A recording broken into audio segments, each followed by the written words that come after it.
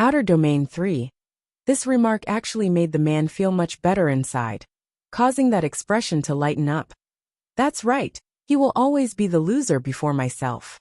If there's nothing else you need to report, then you can go back down. I want your full attention on that Yin Ruoxi. Nothing is to happen to her. First assessing the monarch's mood some more, Elder Cloudless grew hesitant, but decided to speak his mind anyways. Monarch, there's actually one more thing on my mind. I'm just uncertain if I should say. What's the matter? It's about that Yin Ruoxi. Cloudless treaded carefully since he knows his following words would be dangerous. There's been rumors floating about with the ladies in your harem. They've already heard about your order of saving her. Everyone believes you are interested and wants to make her your concubine. This includes Yin Ruoxi herself with the way she acts before the others. Hearing this, the man not only didn't get angry and actually laughed. If she is her former self, then I would perhaps be interested. But she's so self-centric that it disgusts me with the current iteration. In fact, I would have killed her myself if she didn't have some use remaining. Pausing after realizing he's gone a bit too far in that canted remark. But, if she really wants to be my woman, then I won't mind taking her into my harem. That's only if she could help me deal with Deetsong, that is. Enough, let her be. As long as she's within the domain, then she could do whatever she likes. Yes, Monarch. Elder Cloudless cusps his fist in compliance and retreated. He did not want to continue disturbing his liege, now that he's got his questions answered. After the door closed, the man slowly closed his eyes and inhaled a deep breath. If I can break into the true celestial rank, then this domain will no longer be able to trap me. Unfortunately, the goal continues to escape my grasp yet again. Ever since the establishment of the main world where recorded history came into existence, only 2 individuals were known to have reached the true celestial level. The first being Deetsong, the great demon king from 1,000,000 years ago. The second being a human heroine who managed to defy all odds and overcome her oppressors. Of course, there's also Heavenly Flame Monarch, who almost reached that level as well. But he perished after using his own body as a medium to seal off the various domains from the main world, thus disqualifying him from that roster. So what if none had ever broken into that level since those 2? It doesn't mean I can't. Suddenly, a faint cackle began to escape the man's mouth, like some sort of great villain. The guy's not delusional, or conceited though, despite the confident statement. He's got a plan. Aside from making a breakthrough using one's own ability, there's also a second method to achieving true godhood, and that was using a celestial heart, the essence of a true celestial. Now this would be where Yin Ruoxi comes into play with the plan. He has no way to get his hands on a true celestial heart, of course, but he does have the supposed new incarnation of that lady. By using her and another item to rip the heart from her soul, he could then step into a whole new stage. At that point, what couldn't he do? Destroy Deetsong? That would be a simple point of his finger by then. Of course, there's the issue with the missing item. He still doesn't have it, and that's currently in the demon realm. It's the main reason he sent the fox lady over there. It's to steal the other key item in High Grand Plan. Yin Ruoxi's beating 1, Monarch's residence. In the back garden, Yin Ruoxi had her head down before a different woman who held exceptional beauty. Yet instead of a rosy picture here in this flowery backyard, there's only contemptuous looks shooting towards the former from the maids that's also present. Yin Ruoxi, you just walked out of the monarch's study, didn't you? Cocking her chin high, this madam sounded exasperated. I told you not to approach my husband before, did you not hear me?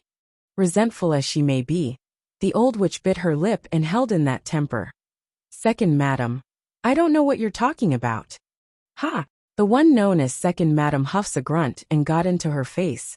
What are you saying about not knowing? You think you can become the mistress of the manor, just because you were brought here? I'm telling you, his monarchness will never favor an insignificant person like you. Clenching her fist at the insult, the old witch nevertheless forces a smile. Second Madam, if his monarchness doesn't like me, then why did he save an insignificant person like I? With his power, he could take in any woman that he fancies, yet he chose me. Growing more confident as she speaks. Since my life was saved by his monarchness, I will remain loyal to him throughout my life. You want me to leave? I fear that won't be happening. Yun Ruoxi's never been one to take things lying down, not in the Celestial Palace, and especially not here where there's an egotistic bitch who's holding her in contempt. Shut up. Suing, second madam, raises her hand and slapped down, causing the old witch's face to get red and swollen. There's even a trace of blood leaking from the mouth as a result. Yun Ruoxi offended me with her disrespectful attitude. Come tie her up and whip her for me. Grinding her teeth, the second madam orders. As long as she doesn't die, then do not stop. Before Yun Ruoxi came, she's the most beloved concubine of the monarch. Sure, there are other females coming and going at other times, but their position never threatened her own. Then that incident occurred. Suing had just overheard of what her husband did to save Yun Ruoxi, and went to make trouble for the old witch. Yet instead of siding with herself, the man reprimanded his own wife before the servants. How could she ever endure such humiliation? Therefore, as the second madam of this manor, she must get payback and redeem her own pride. What are you guys doing? Yun Ruoxi exclaims, her arms flailing at those who are coming to restrain herself. Currently in the monarch's estate, there are no first madam since the guy didn't take a main wife yet. They're all concubines. As such, Suing had the biggest say. After a while, the old witch has been tied to an old tree. Pa! The whip came down hard as it hit her body. The old witch felt the sting for sure as the torturous device smashed against the flesh, but more than the physical pain, she's more hurt on a mental level since her clothes are now torn, and her important parts starting to show like some sort of parading circus show. Smirking at success in humiliating her competition, Suing the second madam halted the whipping with a wave after seeing the scarred face. I forgot. Your face was injured before you came here. Did the one from the celestial realm not teach you enough? How dare you come here to seduce another's husband? I bet it's because you tried the same thing on the main world that got your face destroyed. Ha ha ha. During this period, Yun Ruoxi has been using the medicine she borrowed from the monarch's treasury to heal her own wounds. Sure, there's still a scar on the cheek, but it's much shallower due to the medicine in recent days. Yun Ruoxi's beating too. His monarchness won't let you go for doing this to me. Spitting blood as she speaks, Yun Ruoxi glared daggers at Suing the second madam. The old witch was truly furious inside, and hated Chewy God right now. If he had chosen herself, never would she have done all those crimes, nor be forced into this domain and suffer at the hands of others. For one thing, she never liked the monarch and never asked to be his bride. Then out of nowhere the other harem ladies suddenly ganged up on herself, claiming she wants to be the mistress of this place? What the heck? If this woman couldn't secure her own husband's heart, then what right does she have to come bite at others? She has nothing to do with this, okay? Pa! Another whip lashed down, sending her clothes into a stained red, and causing the old witch to shriek. I will definitely make this bitch, and all these people pay. They will regret doing this to me. How dare you stare at me like that? Suing coldly smirks at her captive. Go, whip her more. Whip her until she can't even recognize herself. The pain continued to come, and as it came so did the twisted sense of reality befalling the old witch. To say her soul was growing more like a true monster was no understatement at this point. From standing at the peak of the world to the very bottom of the hole, nobody would come out of that unscathed. It's only compounded by experiencing this sort of indignation. Give it to me. The second madam could tell the hits weren't having the added effect of what she wanted due to that hateful glare. So, she decides to do it herself by ripping the blood-soaked whip from the maid's hand. Yun Ruoxi, you better remember this, you're nothing but a pest from the celestial realm. You don't deserve my husband. Gnashing her teeth, the madam leaves nothing back from her swing. However, instead of the flesh-tearing sound of blood splattering everywhere, a powerful hand had grabbed hold of the other end of the whip in the last second. Who husband? The familiar face sent Suing stuttering, her face a total green as the panic exploded from the heart. Suing, it looks like I've been overly spoiled with you. You're so brave that you're going against my orders now? The monarch's words brought chill to all those who heard it despite there being no force in his tone. What a problematic woman. If this Yun Rua, she wasn't still useful, I wouldn't even get involved. Such a hassle. And this Suing. She's getting too lawless because I pampered her so well. She knows full well I'm protecting this Yun Rua she, yet she still moved against her husband. It's Yun Rua she. She insulted me and spewed derogatory words at me she. Unfortunately for this second madam, she never got to finish her excuse before the man waved his hand to slap her to the ground. Yun Ruashi's beating 3. In this moment, Suing shed beads of tears as she gazed up at the very man whom should have protected herself.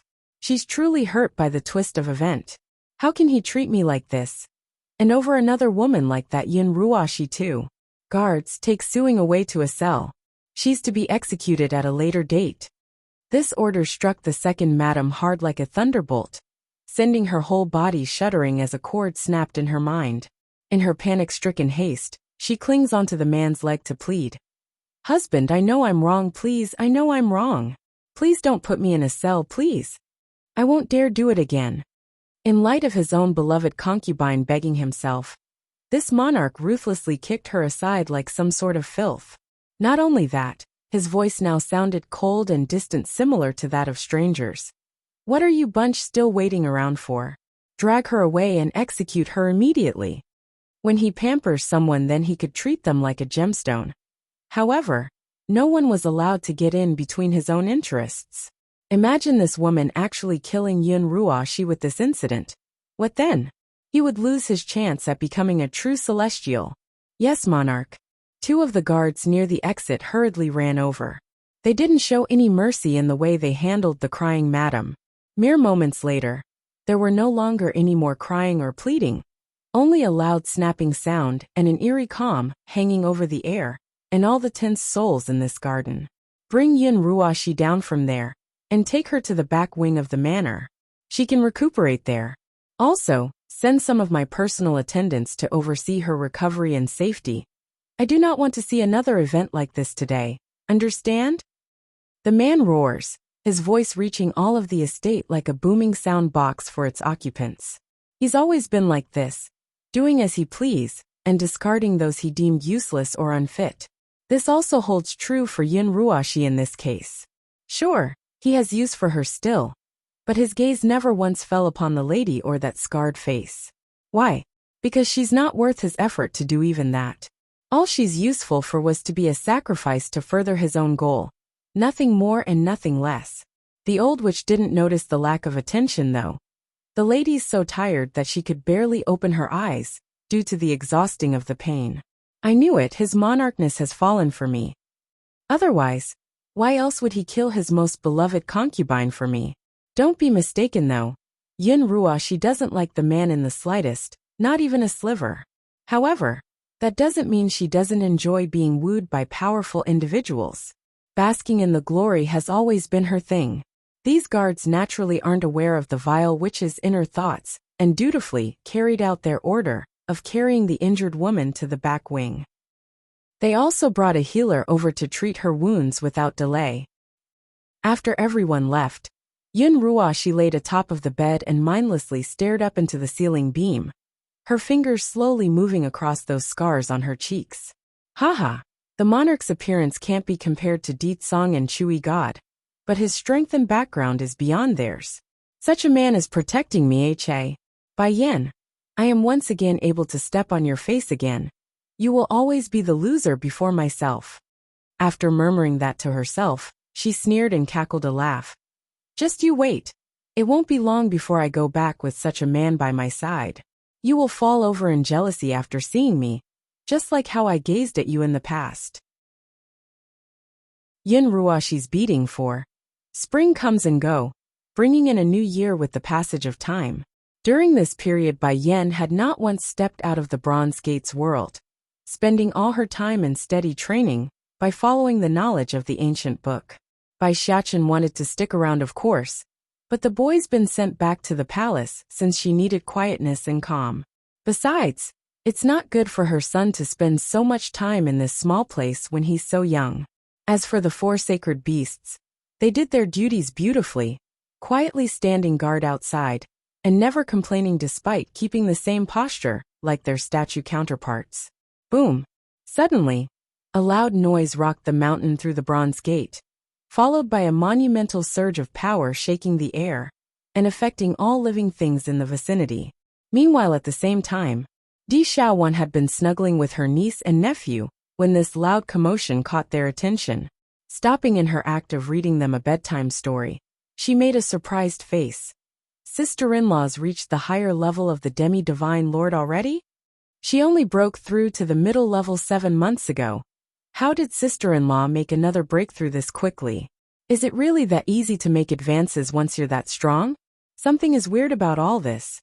Unknown to Di Xiaowan, the reason for the rapid progress was due to the ancient book by Yen found inside the bronze gate. Her first step into the demi-divine lord level was due to her own grasping and efforts, while these new advances are through following the instructions and knowledges provided by others. What's more, the Demon Queen didn't only have knowledge anymore, she also has the added support of the great amulet All Heavens. She's tapped into its mysterious powers right now. It's just that, when Bai Yin sent her own consciousness into the world of All Heaven, all she found was nothing but white fog in which she stood. Thankfully, this foggy substance wasn't just for show inside that dimension. It's pure energy used by cultivators, rather than to absorb the spiritual particles from the air. The Demon Queen only needed to tap into the amulet from now on, thus giving her an infinite source of energy. So, knowledge and resources at hand, who wouldn't be able to make rapid breakthroughs? Auntie, what is a high demi-divine lord? Di Lingyan, the peachy baby girl, asks with a smile on her face. Is it something very powerful? Of course it's great. Di Xiaowan gently caresses her niece's hair as she explained. From now on your mother will be as strong as your father. Brightness shined in the baby girl's eye. Then does that mean I can be as strong as father and mother as well in the future? Chuckling at her niece's ambition. Yes, our adorable and sweet Ling Yan will definitely grow up to be as beautiful and strong as your mother. But you mustn't be like your father. Only follow your mother so you can protect your good auntie here too, okay? Poof. Her words had just come out of her mouth when Jin Tian, the little glutton, suddenly reverted back to his fox form at the other side of the bedside. He's looking all sad and pitiful as he laid sprawled on the ground. Auntie, I'm hungry. Jin Tian weakly cries, that belly grumbling in protest. Does it mean I won't have to go hungry anymore after mother comes back? Father is always busy, and auntie often forgets to feed me. I remember one. Di Xiaowan immediately slaps her own head in realization. Oh crap, I forgot to prepare food for Jin Tian again today. Ling Yan, why don't you go see your mother first? Me and your brother will come afterwards after I get him something to eat. Okay. The peachy baby girl happily jumps off of the bed and gave her aunt a big huge hug before heading off. Atop of the mountain, the 4 sacred beasts continues their quiet work of standing station in their respective spots when their mistress slowly strode out of the bronze gate. Mother! It's exactly then the little figure of Di Ling Yan rushed over from the foot of the mountain and threw herself into her mother's arm, gently embracing her tiny little daughter. Bai Yan felt very pleased to be welcomed by her eldest and youngest daughter. Xiachen Lingyan, I'm so happy to see you too. Come, let's go back home. Unbeknownst to everyone, the clouds not far away had become a dark looming mass above their heads, which was not supposed to happen since everywhere else in the sky was perfectly clear this night. Di Lingyan took notice when she looked up since it confused her little mind, but she didn't pay too much attention to it since Bai Yan's hands ate up most of her attention. If only this baby girl had spent just a moment longer to investigate this, then she would have surely noticed the oddity and strangeness looming from within. Mother, Ling Yan misses you so much, but you always only take big brother with you and not me. Speaking of the last sentence, the baby girl's voice carried the grievance of a child that's been left behind by their parent. Does mother prefer big brother over me? Why is it always me and Jin Tian who gets left behind every time? You're too young, Ling Yan. But once you're older, then I will of course take you with me. Mother loves you always. Feeling guilty inside for not being with her daughter, Bai Yan gives the daughter a rub on the head to show she cared. Then I will hurry and grow faster. That way I can follow mother too. In her happy fit, Ling Yin went ahead to give the demon queen a big lovable kiss on the cheek.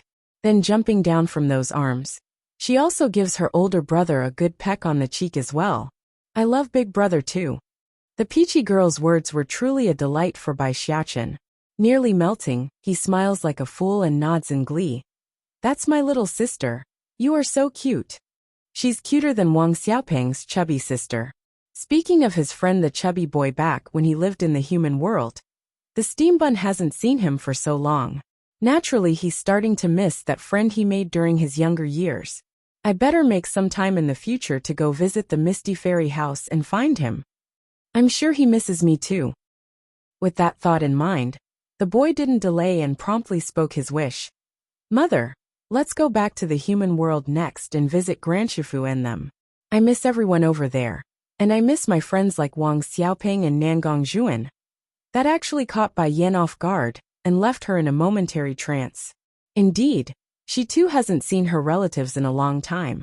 And there's Nangong Zhuan, her supposed disciple from the Lu Hua kingdom. Back then she only fancied the skinny boy's constitution, due to it being suitable for alchemy. Plus the orphan prince's childhood had a lot of similarities to her own youth. That's why she took him in as a disciple. It's just that she never did teach him anything, nor did she take care of him. With all these years later, it really does beg to wonder how he's doing. Perhaps he's grown into a fine young teen like her own son? Okay, Xiaochen, let's go back in the next few days. I miss them too. Making a faint smile, Bai Yin leans down to give two kids a big hug. And I'm sure your grandchefess will like to meet your little brother and sister too. After all, those three old fellas are one of the first people to care about us without any other motive. I remember, too. If it had not been for the three Shifus bringing her back to the Holy Land, Bai Yin never would have been able to securely make it through those hard times. For that, she would forever be grateful in this lifetime. Let's go. Holding her son's hand with her free one and the other girl against her body, Bai Yin led the way for the bottom of the mountain. It's then as if to match their distancing footsteps. The lightning cloud in the sky rumbled, sending the baby girl shrinking in her head against that chest for safety. Bai Yin knows why her daughter would behave this way, and smoothly appeased that nervous heart with a cooing. There's no need to be afraid, sweetie. Mother here will protect you. In light of the reassurance, the peachy girl only nodded slightly, and continued to curl herself into a tiny ball against the woman's chest. She simply couldn't get a peace of mind unless she does so. Of course, Bai Yin also noticed the rumbling from the stormy clouds not far above their heads. The demon queen didn't know why either, but the sensation she got from that puff of water was familiarity. As to why she would get such a sensation, that continues to escape her grasp. Perhaps the demon realm won't be peaceful for very long after this. But no matter. I will continue to do what I've done and protect those close to me like always. Ling Yin Xiaochen, from this point don't leave the palace on your own. I believe something big will happen soon. Locking her brow into a furrow, Bai Yan's eyes showed a touch of unease which worried herself as her thoughts ran wild. Fortunately, the soft cuddly body of her own daughter brought herself back to reality soon after. Gently wrapping her cheek against the child's, the demon queen grows firm in her heart. Whoever moves my kids will pay for it. I will bury whoever they are in the shadows. After walking down the demon mountain, Bai Yin soon came to attention with the handsome and demonic man waiting for herself. Likewise, Song also saw his wife and immediately disappeared and reappeared in front of her. He didn't wait for another second and brought her into a warm embrace despite their own daughter remaining in between themselves. Yen Yen. His voice magnetic yet slightly hoarse, the fond sound of a male being able to hold on to their destined partner. Song, I remember everything now. With closed eyes, Bai Yin states this bombshell of a news. In the year of closed-door training, she's recalled a lot of things that she's forgotten, like the price they paid due to the celestial realm's interference, and the pain caused by those who wish them harm. And most importantly, how this man sacrificed his own powers to resurrect herself into a new life. Song always appeared cold and unfazed on the surface to everyone around himself. But when he's with his wife, he could be the kindest and gentlest person in this world. Imagine having said woman confess she's remembered all their fond memories. There's no way he wouldn't be moved. Whether it be 1,000 years ago, or now. You are my only wife. The Demon King firmly says this, his eyes strong and reliable. Ling Yan, let's not disturb father and mother while they talk about love. Bai Xiachen reaches over and picked the baby sister out of their mother's arm. We can go find Auntie and Jean Tian. Okay. The baby complies despite not understanding why. Nevertheless, Di Ling Yan understood her older brother had his reasoning, and only needed to listen. Just like that, the two kids were gone from the base of the mountain. I remember 3. Beyond the celestial realm, there are various domains controlled by different monarchs that used to wage war against one another. However, due to the interference of Heavenly Flame Monarch's sacrifice in creating the Great Barrier, the masters of their own worlds were forced to stay put and halt their endless strife. Of course, this arrangement didn't sit well with the other rulers, since their own world has become their own personal prison. They wanted freedom. Thus began the grand plan of shattering the chains around their necks. But then something unexpected occurred not long ago, which stirred the otherwise peaceful pot in their arrangement for one reason. Someone has finally broken into the monarch level after the erection of the Great Barrier, thus bringing forth a new domain into the outer void. This shouldn't have brought such a huge wave to these rulers. And it didn't at first. Yet the barrier began to loosen its grip after their investigation. It should have been a good thing. Who wouldn't want to get out of their prison, right? Well, the issue was that there's only one possibility for this sudden change. And that was the very creator itself has returned. That's right. The man whom caused panic and fear among these rulers are back. Therefore, it took no time at all for all the domains to send their most trusted subordinates out to further investigate. They must confirm the identity of this new arrival, lest they get any peace of mind. At this time, Di Ling Yan continues to curl herself against her older brother's body for safety, her eyes blurry due to the wet tears slowly brewing in the corner. Big brother, I'm scared. Those lightning bolts outside are so similar to the ones that hit Uncle Winger bird guard. That day will it hit us too? I'm worried about Uncle Winger, since he refused to come back with us. Did something happen to him? Perhaps it's the fear doing its work, but the baby girl's complexion had grown pale after saying that. Bai Xiachen's heart trembled at this, patting his little sister's body to soothe her nervousness. It's okay, Ling Yan, Grandpa Dragon Flame, Dragon Ancestor, said your Uncle Winger is very skilled, he will be all right. Really? She tightly bit down on her lips. Although Uncle Winger started out by working for that bad lady, he didn't listen to her in the end.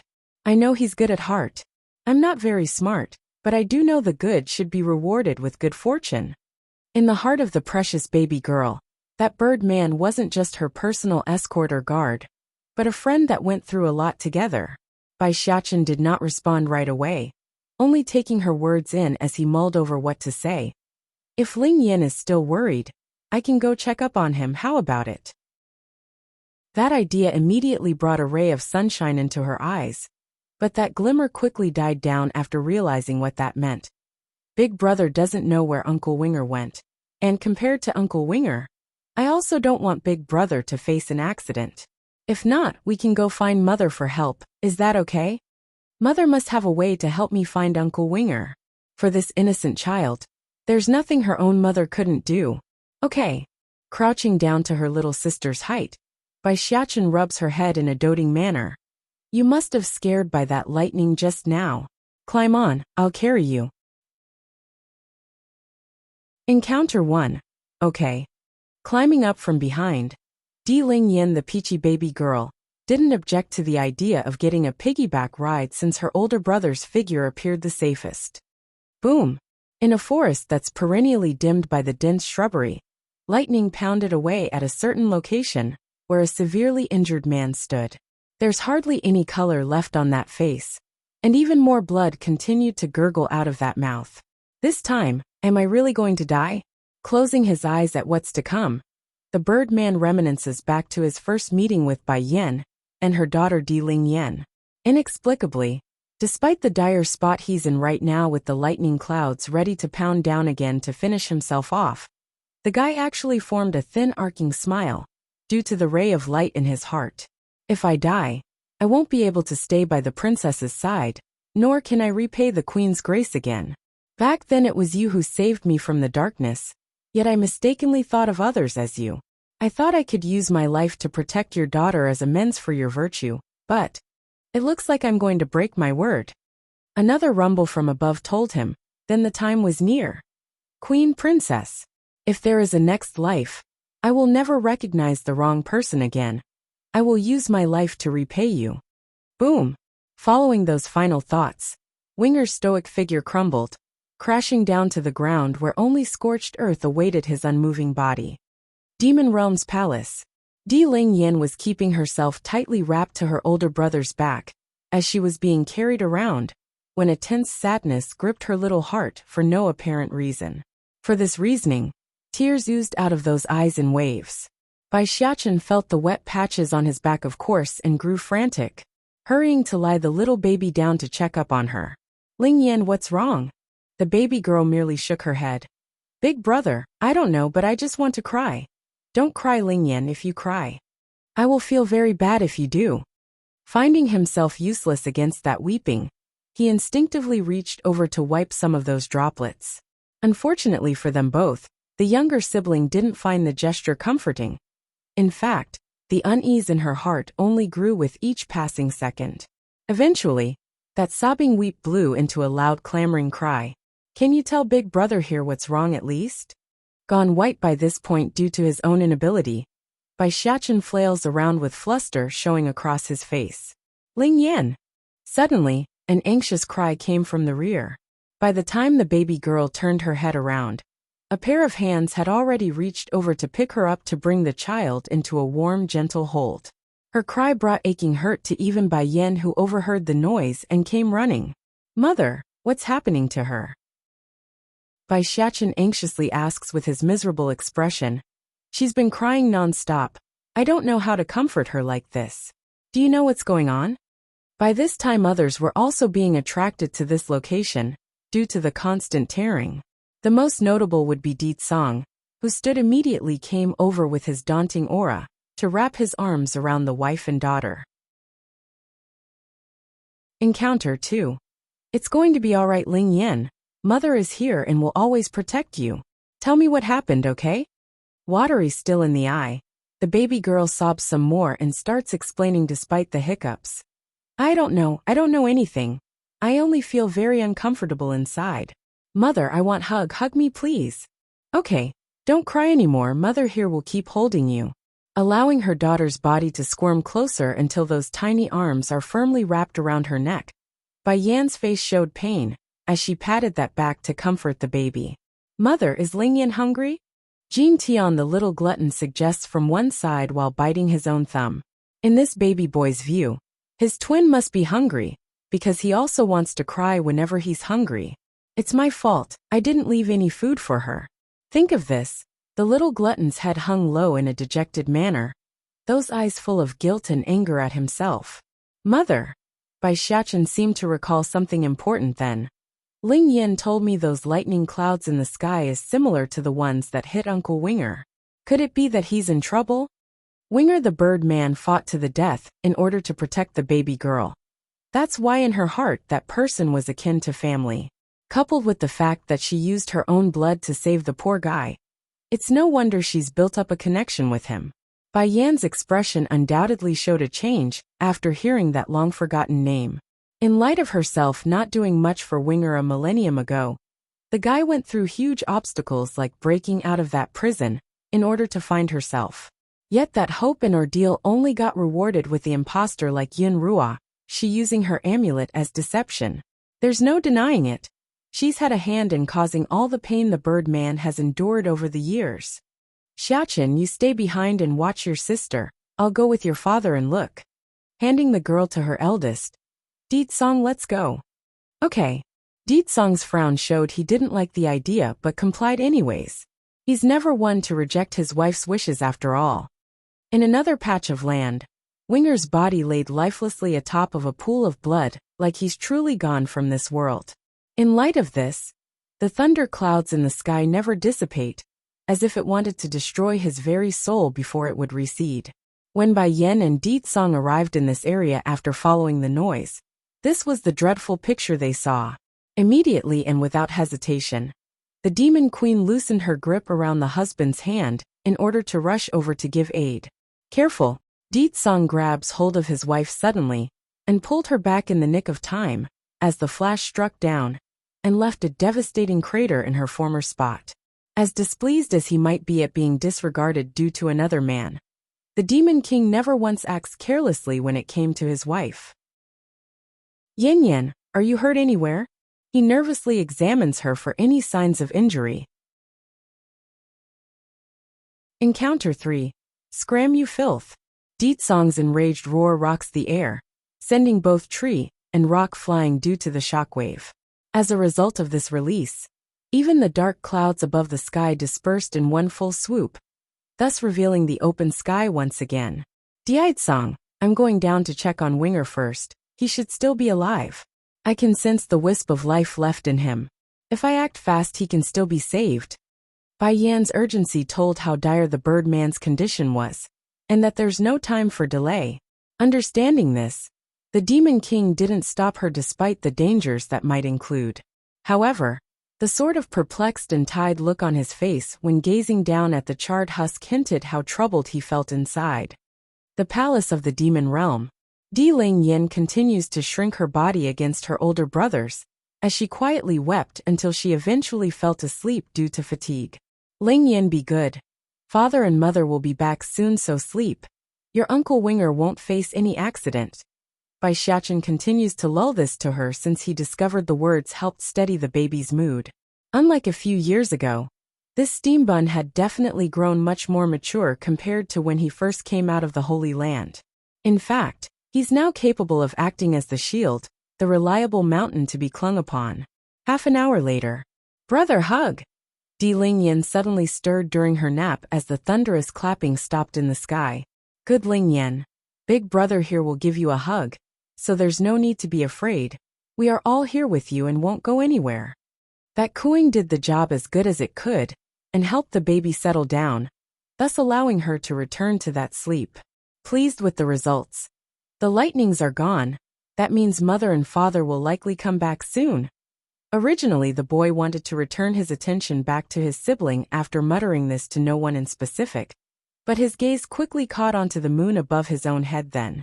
He couldn't describe it, but it's even redder than normal compared to his own memories. This strange feeling left Bai Xiachen very uncomfortable, causing him to subconsciously hold on to Di Ling Yin some more. Stirring again due to the grip around herself, the baby girl rubs her sleepy eyes and spoke. Brother, what's going on? It's all right, nothing's wrong. Realizing he's messed up, the steam bun hurries to appease the baby. Sleep, Ling Yin.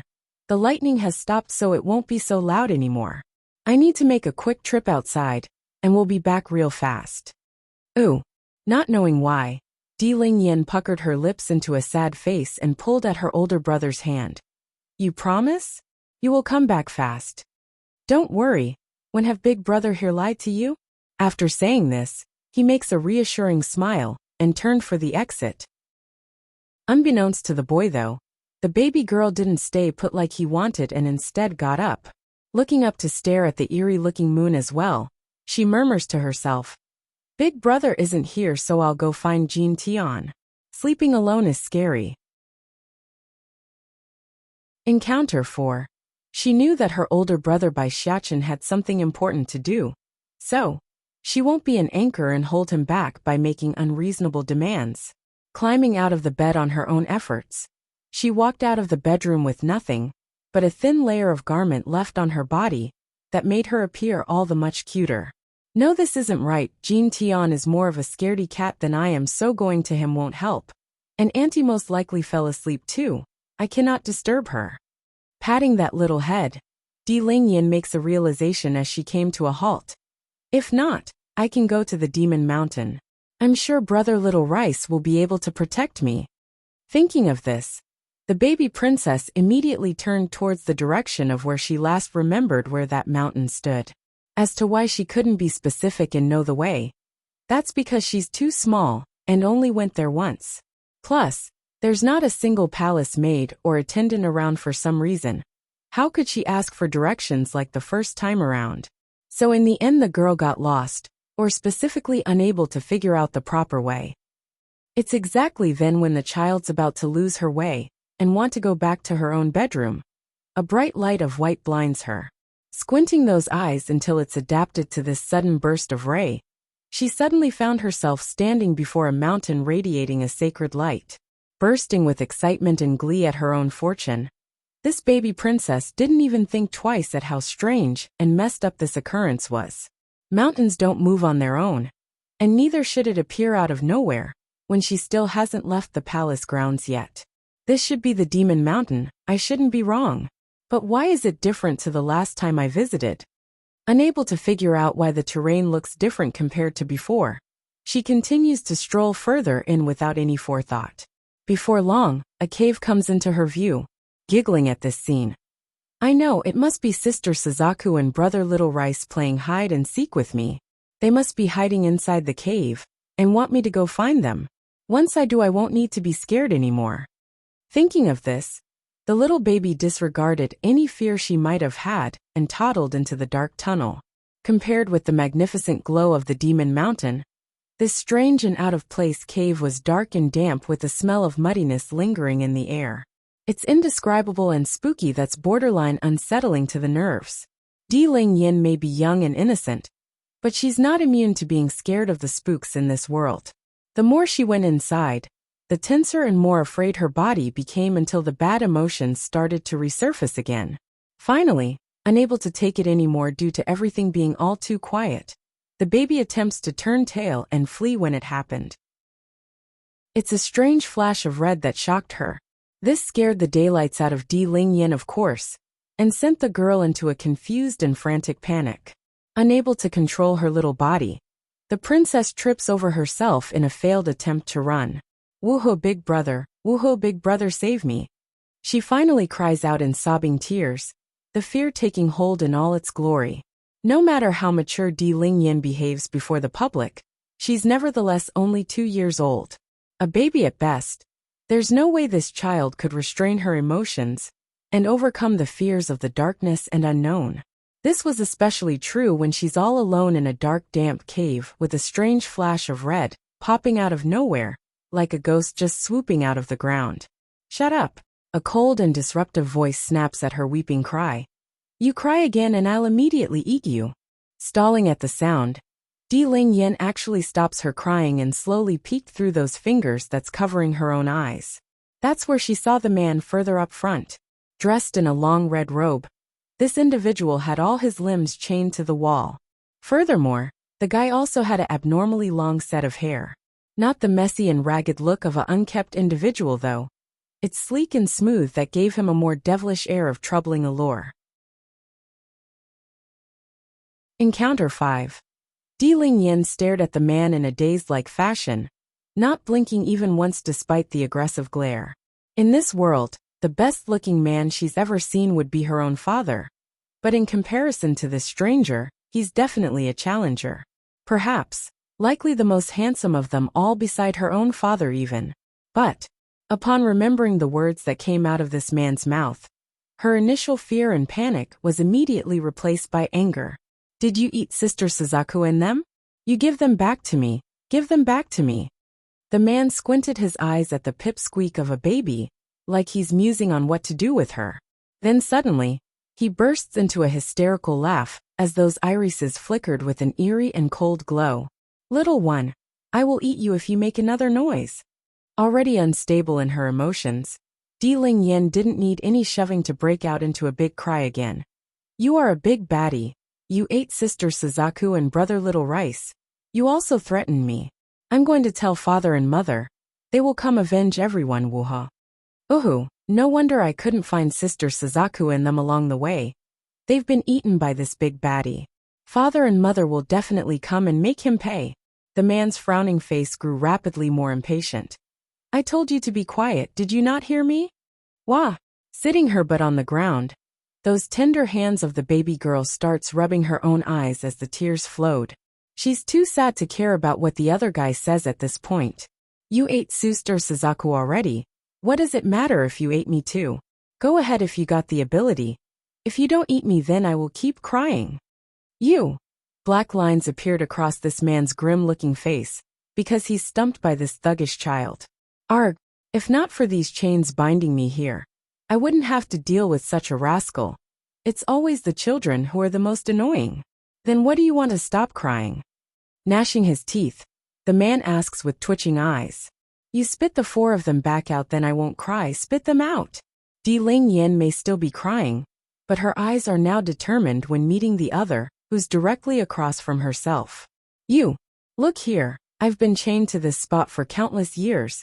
Aside from you, I've never seen another person. Back in his prime, in a time where he hasn't been imprisoned here yet, he would never bother to explain himself to some runt. Slander? Insult? So what? He's not going to lower himself in explaining to some insignificant ants. Even if those insignificant ants numbered in the millions that ended up putting himself here. Now look at himself. Just to make this child not cry, he's willing to go so low as to explain his own circumstances for the first time in eons. Humiliation. Unbeknownst to this chained man though, meeting Di Ling Yan would be his greatest fortune, his destined obstacle to overcome. Unless he puts his cold pride away, the only future that awaits him would be to act as a toy played around by others' finger. Really? Raising her pink and flushed face, Di Ling Yan's eyes twinkled with light. You really didn't eat Sister Suzaku in them? The man's expression sank into a charcoal black. I've already explained myself once. What more evidence does she want me to say? Encounter 6. I never lie, nor do I care if you believe me or not. An explanation was already his limit. He's not willing to go any further than this. As to this pipsqueak believing himself or not, that's her own business. He's too lazy to make excuses when he's done nothing to warrant such accusations. I believe you. Clearing some of her tears, Di Ling Yan finally pulls herself up from the ground, speaking in a cuddly voice. Since Sister Suzaku isn't here, then I'll leave first. Goodbye, Mr. Stranger. The news of her friends being alive naturally relieved the pipsqueak, but her figure didn't get to make it very far before the loud booming voice of the man stopped her retreating footsteps. Wait, turning back to face the person. I should go, Mr. Stranger. Big Brother will be looking everywhere for me by now. That childish excuse definitely amused the man as he chuckled. Pipsqueak, this place cannot be found by anyone. You are the only exception thus far. What? Di Ling Yan didn't understand, so she quickly pressed for an explanation. Isn't this the Demon Mountain? Sister Suzaku's been living here for a long time. How come she never found you? I don't know what this Demon Mountain you are referring to, but the fact that you are able to reach this place is fate. As long as you don't disturb me, then I will spare your life. Now Pipsqueak, come over. Di Ling Yan hesitated and took a few steps back instead. Big Brother does not allow me to approach strangers. It's better if you just tell me like this. I won't go over. The man is likely not a good person. I better keep my distance from him. What if this man wants to eat me? If that's the case, then no one can save me. The man squinted his already irritated eyes. If you want to know the whereabouts of your sister Suzaku, then come over to my side. I have something to tell you. Taken aback by that, the pipsqueak couldn't tell if he's speaking the truth or trying to trick herself. Perhaps it's due to the worry she has towards the 4 sacred beasts. But the girl slowly inched forward regardless of her own woes, stopping while there's still a little distance between themselves. You can tell me now. Wah! Suddenly, without any indication, a gust of wind blew the little pipsqueak from the back and sent her forward. Before she knew it, Di Ling Yan's already in the hand of this deceitful scum. Stiff and pitiful in the face, tears rolled out of those eyes in the heat of the moment. Are you going to eat me? But instead of answering her sobby question, the scum abruptly leaned downwards and kissed her, sending shock to the poor young girl's mind. Di Ling Yan naturally popped her eyes out in surprise, losing all color from that little face. Unfortunately, the instinctive fear had a stronger grip in this scuffle, for she's too afraid of him accidentally gobbling her up in its entirety, by accident. I'm so cute, why would anyone want to eat me, woohoo? Then that's when something round and beady slipped into her mouth, and causing her to instinctively gulp it down. Flustered she may be, helpless as well, but a fawn remains a helpless fawn. All this baby girl could do was show a pathetic and helpless face, as the scum did what he wanted. However, before Di Ling Yan could find the time to inquire further about the sexual assault on herself, a searing sensation of fire suddenly wanted to burst forward from the chest. It's super intense heat, and increasingly more painful at that. Encounter 7. My name is Bimo, remember that pipsqueak. Take care of the precious thing I just gave you. I will come and retrieve it one day. Ticking his lips into a smirk, strange lights flickered in this pedophile's eye as the girl herself drifted away from the experience. A mix between fox and human, yet still so pure in her bloodline. This girl isn't just some common breed. Her parents must be extraordinary people to achieve such a offspring. Perhaps this is fate, and only this pipsqueak can protect it. Di Ling Yan, on the other hand, didn't have as much thoughts as the child-kissing scum there. Her brain only had time to lock onto his name, since it's slowly fading into darkness. So he's called Bimo? Thankfully the slumber there didn't get haunted by the excruciating pain in her chest, for a gush of cold breeze had replaced the heat after her mind went black. Ling Yan. Far away, an anxious voice soon caused the pipsqueak's eyelids to tremble as they gradually opened due to the disturbance. It was Bai Yan, Di Tsong and Bai Xiachen who came running over. The three were the first people the baby girl saw once she regained consciousness, and for that, she felt guilty at making them worry. It's all my fault for making them all worry. Father, mother, big brother. Stumbling to pull herself up from the ground, Di Ling Yan's voice rang out in this restless night. Bai Yan was the first to make it over, and was also the most anxious in the face.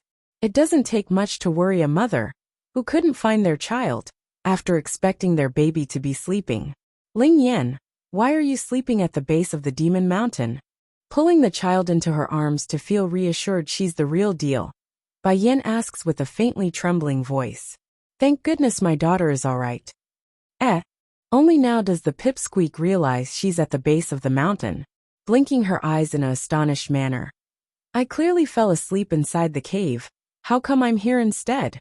Can it be, did that baddie carry me out here? But wasn't he chained to the wall? How did he have the ability to send me away? Cave. Bai Yan furrows her brow into a knot.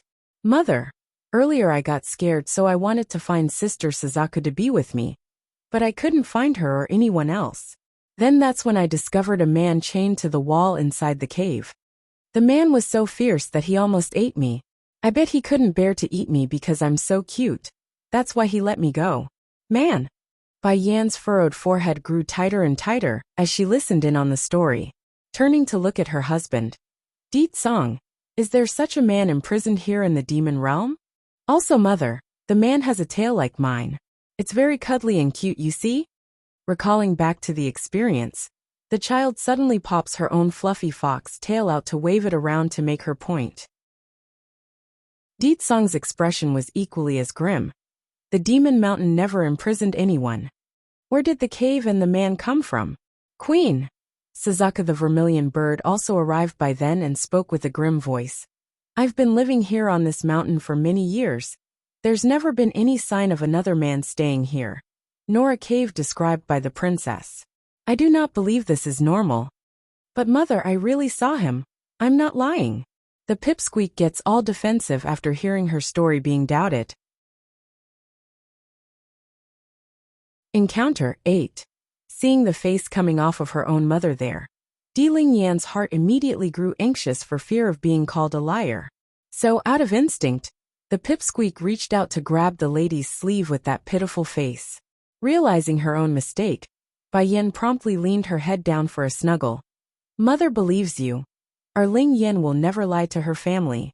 Perhaps there is some spot around here that we don't know about yet, or perhaps there's some sort of trap that needs to be activated before we can head inside the cave. Regardless, our Ling Yan is speaking the truth. Rather than stopping the child from crying, that instead brought a bigger wave of tears to the baby girl. Mother believes me. Mother really believes I'm not lying. Whoa, mother is still the best in this world. Getting the hint from his wife, Di Tsong steps over and reached out to give his daughter a reassuring hug as well. Then turning to the demon soldiers that has arrived after himself. You heard my wife. Go scour the mountain. I want to know anyone or anything that exists here. He believes his daughter would never lie. So, that means there are hidden secrets on this demon mountain, in which they are unaware of. Ling Yan, I'm sorry. Bai Xiachen comes forward and presented himself in a guilty fashion. I left you alone without thinking things through. I will never do it again. I should have known better than to think she's fine without me after the lightning stopped. I'm so stupid, I deserve to be hit. Father, mother, that man. You shouldn't blame him. I don't think he's a bad person. The pipsqueak keeps her head low and murmurs this, after picking up on what her parent intends to do. He was fierce, that she wouldn't deny. Plus he also threatened to eat her. But in the end he did let her go, did he not? Therefore, in the pipsqueak's mind, the scum fell into the category of being a good person. You don't have to think too much about it, Ling Yan. I'll let your father investigate the matter. From now on, don't go outside on your own again, okay? Bai Yin rubs her daughter's back, soothe both their mood. Unless they are a mother themselves. No one else here could relate to this woman's emotions when she realized her daughter's disappearance. It's enough to tear her soul apart in that initial moment. Thankfully nothing bad happened. Otherwise she wouldn't know what to do anymore. Mother, I'm sorry. It's my fault for worrying you and Big Brother. I won't run away anymore. This time things scared her too. Thankfully that man wasn't a real badass. But then what if she does meet a real bad guy the next time around? She hasn't lived long enough yet. Nor spend enough time with her parents and siblings yet. Ling Yan. Jean Tian, the little glutton, strolled forward then, his chubby body trembling all over as she spoke while grabbing his sister's hand. I promise I won't rob your food in the future anymore. Will you stop going away? Also don't leave me, okay? In the heart of this chubby pipsqueak, he's the sole reason for his twin sister's mishap tonight. If he had given her his piece of the pie at dinner, there wouldn't be any reason for Ling Yan to wander around at night due to hunger. So, it's all his fault for being a selfish foodie. Second brother. Ling Yan's mood finally returned to her jolly self as she giggled, smiling brightly. I am hungry, I want to eat. Bursting into a huge smile as well, Jean Tian desperately nodded. Unforeseen Event 1. As long as Ling Yan doesn't go missing, then he's willing to do anything. Even if that means he won't get to eat those delectable foods in this life. However, the second he thought about the future where he must give up his share of the food to his twin sister, the little glutton would immediately show a pained face. Yet for his sister, he's willing to make that great sacrifice. Song, let's go back first.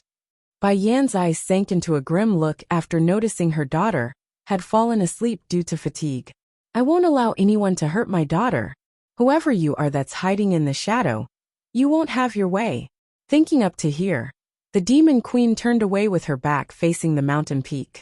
She's done all she could tonight. Everything else would have to come afterwards.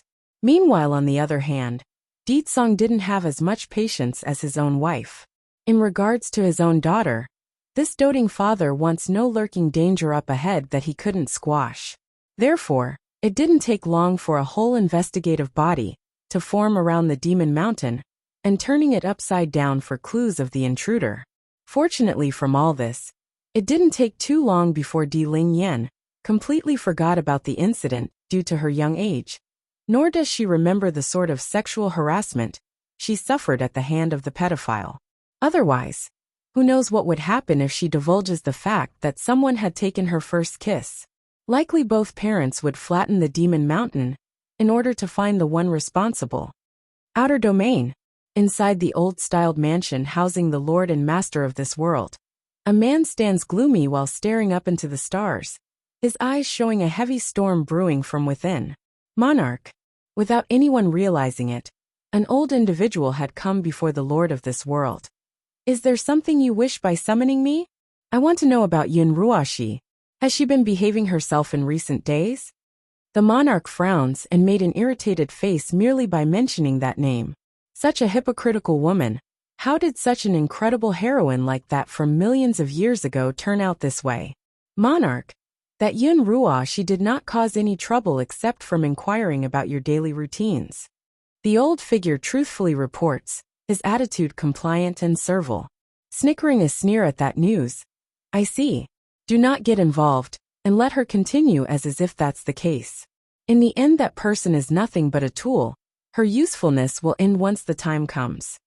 If it weren't for that use, he would never allow such a deplorable personality anywhere close to himself.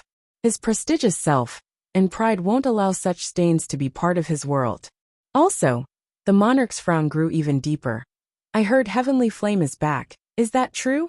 In this life, there's not many whom could earn his respect, only 3 thus far. The first would be the 2 true celestials from millions of years ago. One led the unified demons in conquest, while the other led the human race in retaliation.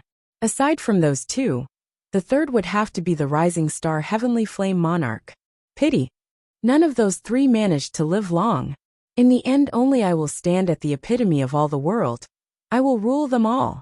Monarch, it is true that Heavenly Flame is resurrected. I've already contacted the other domains, and the representatives from those worlds are all in discussion on how to deal with him and to break the seal. Unforeseen event 2. After the falling of those 2 true celestials, there's only Heavenly Flame, who could be recognized as the strongest since he's half a step into that level as well. Everyone truly did believe the man would become the new ruler of all races. Yet who could have guessed he would do the most unexpected and seal the domains away at the expense of his own body? So what if he comes back? The guy is only halfway into the true celestial stage. So long as he didn't fully step into that world, then there's nothing to fear from him. As long as the guy doesn't actually become like those 2, then there's nothing to worry. But the man squints his eyes into a narrow slit to that of a snake's, while those lips ticked into a devious smirk. I have a mean to break the seal. I just don't know if the other monarchs are willing to cooperate with me. Go send a letter for me, let them know. Let them know the key to breaking the seal is an item held within the demon realm. Your monarchness, what if they begin asking questions about the item? How should I reply? Tell them that the item is a red bead, and that as long as they bring it to me then I will have the power to free them. That said, a sinister light flicker in the man's gaze. Since I can no longer do it alone, then using those people to my advantage will do. With so many people working at this, what can't be achieved? As you wish. The old man complies by cusping his hand. Oh yes, there's another thing I want you to do. During this period, go help Yun Ruo with her breakthroughs. Although her body's been greatly damaged, it's of no matter to me. Go bring out one of my spirit plants in my treasury vault and give it to her. Her powers will grow by leaps and bounds afterwards. Of course, there's always a price for such rapid improvements, and that would be the old witch's life force and youth. Then again, what does that woman's life matter to this monarch? All he cares about was her being strong enough to be sacrificed at the altar. Ironically, the woman herself had no clue to this dark scheme that's befallen her own head. She's been immersed in her own joy of making repeated breakthroughs in recent days. Inside the luxurious mansion, Yun Ruo she had just finished her daily meditation and exhaled a long breath to remove the impurities inside her body. I broke through again. I finally reached the demi-divine lord level. How many years? How many years has it been since I made a breakthrough? The old witch's talent had always been poor. In light of the massive resources the celestial palace poured into her useless self, the woman never did make any progress aside from the power she gained prior to Bai Yan's first death. And now she's done it. She's reached the demi-divine lord stage in mere weeks. Bai Yan. Suddenly, she started to cackle like a true villain as hate seethed out of that voice. When you injured me during that war and caused my cultivation to stagnate, you never thought this day would come, did you? It only took half a month. That's all it took for me to reach this power. Haha. So what if you are gifted? My life will always be on top of yours. When one's sanity reaches their upper limit, this would be how one behaves. Merely speaking out and muttering to themselves would cause them to burst out laughing like a crazy villain. It's then during her tyrannical rant to no one, the old witch abruptly stopped and stared into the copper mirror across from herself, gently stroking the corner of her eye. Strange, when did I grow a wrinkle here? Unforeseen Event 3. Furthermore, she's got this strange feeling that she's been aging more and more in the past month. But that didn't make sense for this old witch. After all, once one started to cultivate, they would all eventually reach a stage where they stop aging on the surface, thus retaining their eternal youth. I probably had this from the beginning, that's why I didn't notice until now. Excusing the oddity as nothing more than her own carelessness, she dismisses the wrinkle and moved on. Yunruo, she's simply too elated with joy to care about anything else, let alone some small blemish on her skin. Bai Yin naturally remains unaware of what's brewing in the outer domains. She only knows the situations are getting increasingly more unstable as time dragged on. Often, news would return of intruders trying to sneak into the demon realm. Thankfully, they were all discovered by the patrolling demon scouts. Otherwise, who knows how much trouble they would have caused. However, the constant intrusion did bring a sense of alarm to the demon queen's heart. So, out of concern for her own children, Bai Yin forbade the kids from leaving the palace in order to protect them. The Steambuns also understood why their mother made such an order, so they didn't resist and quietly obeyed the order. It's just that, despite the cautionary measures taken by the demons, trouble still managed to find its way into this family's home. Sister-in-law, hurry and come, Ling Yan's in trouble. Di Xiaowan barges through the door on this day, her appearance a frantic mess, as she yelled this aloud. Something happened to my daughter. Bai Yan's expression flew into a panic as well, and jerked up from where she sat. What happened to Ling Yan, tell me? I don't know, Wu, sister-in-law, you need to go save my niece. Di Xiaowan didn't get to finish the rest of her sentence though. Next thing this demon princess knew was the enchanting red figure, disappearing right in front of herself in the next second. Inside the large courtyard where the kids were playing that afternoon, Bai Xiachen was frantically smashing his little fist against the air, where an invisible red barrier had erected itself around his poor sister. Thankfully no harm had come to Di Ling Yan just yet though. She's merely squatting there on the ground and crying while watching her family. Ling Yan. The voice of their mother catches the baby's attention and caused them all to look up. Bai Yin needed no time to assess the situation after her arrival with Di Tsong in the rear. Not waiting for another second, she too began to pound away at the reddish barrier. Unfortunately, the second her powerful attack landed on this strange and reddish barrier, the recoiling force actually sent the demon queen flying backwards and stumbling to the ground. Thankfully her husband reacted in time and caught the woman. Otherwise she would have hit the ground hard and taken a bruising. Di Tsong, save Ling Yan, save our daughter. She cries and clasped the man's hand for help. In this instant, there's nothing more painful and frightening than to lose her child. Unforeseen Event 4. Di Tsong felt equally as anxious there, so he needed no urging to go help.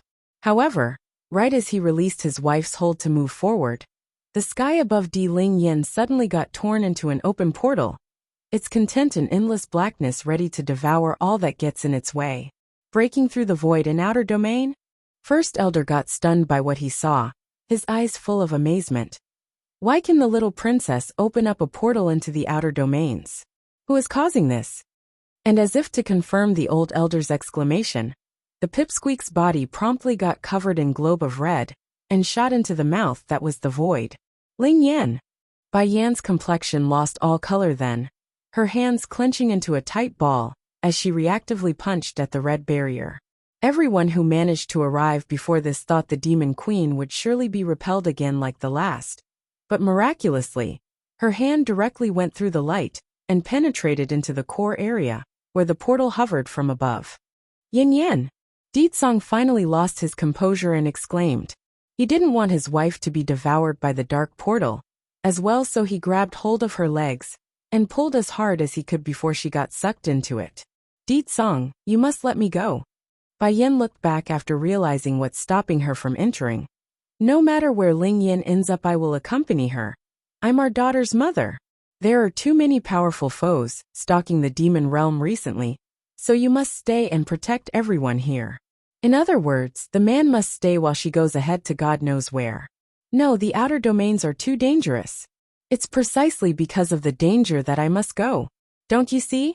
Ling Yin is my flesh and blood. That's why I am able to pass through the barrier and you cannot. If one ate a sour lemon, then Ditsong's expression definitely showed that right now. He understood what his wife was pushing for, and he couldn't find a reason to block it. Ditsong, you have to believe in me. I and Ling Yin will wait for you and our kids in the outer domain. Once you are finished here, come find us. Our family will be reunited one day. Bai Yin forms a smile to reassure her husband. I will live, and I will protect our daughter. If you have even an ounce of trust in me, then let go. We will be fine. As hurt as he was inside at being so useless at this crucial moment, Ditsong's troubled heart settled down regardless after meeting the woman's own gaze. This calm manifested into his hands slowly loosening to allow her to go inside. You promised. Yin Yin, me and our children will come find you, we will. He knew that their daughter was her life, so he mustn't stop her. Thank you. After leaving those two words behind, the demon queen makes a determined face and casts one final glance at her two boys and one remaining daughter. Xiaochen, you are in charge of Jin Tian and Dragoni when I'm not around anymore. You take care of them when your father's not around, okay? Already crying by this point, the steambun heavily nodded his head. Mother, I will protect Jin Tian and Dragoni for you, don't worry. Me and father will come find you one day. So you and Ling Yin must stay safe until then. I am a man, I mustn't cry. I need to stop crying. Compared with Bai Xiaochen's failed stubborn attempt at keeping himself composed, the little glutton had fallen into a waterfall of a crying spree. Mother, where are you going with Ling Yin? I want to go too. I don't want to leave your side, woohoo.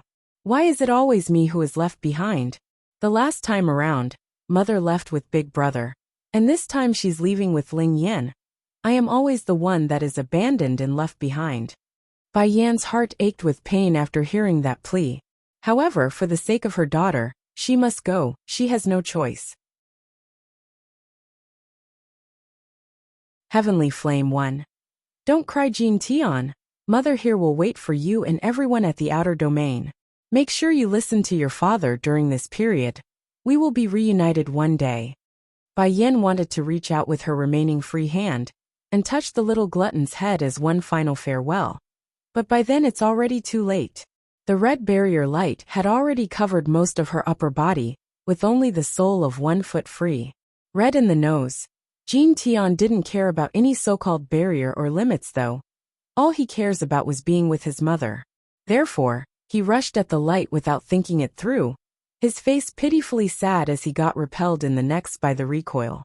Thankfully Bai Xiaochen was right behind the baby and caught him mid-fall. Otherwise we would have a serious problem. Bai Yan's heart hurt so much upon seeing what happened. She wanted so dearly to run back over and give her young baby boy a huge hug to stop his tears. But she also knew she couldn't for Ling Yan's sake, since the child's presence was growing increasing more distant through the portal. Gritting her teeth at what she's going to do, the demon queen decisively swings her head towards the portal and jumped in with her all and allowed the blackness to devour herself. That was it. Both the mother of these children and the precious pipsqueak had become out of reach for the remaining men of this family. First Elder, go and find out immediately where those outsiders are coming from and why they are sneaking into the demon realm. I'm going to clean them up once and for all before pursuing my wife's footstep. Ditsong's voice radiated a violent air, telling everyone who heard it that their king has become truly enraged and wants blood. Father, will mother return? Jin Tian remains oblivious to his own father's mood and asked with an sobbing face, those tears rolling down non-stop. Retracting his murderous aura to face his youngest son, Ditsong forces a softened smile, so he doesn't get scared.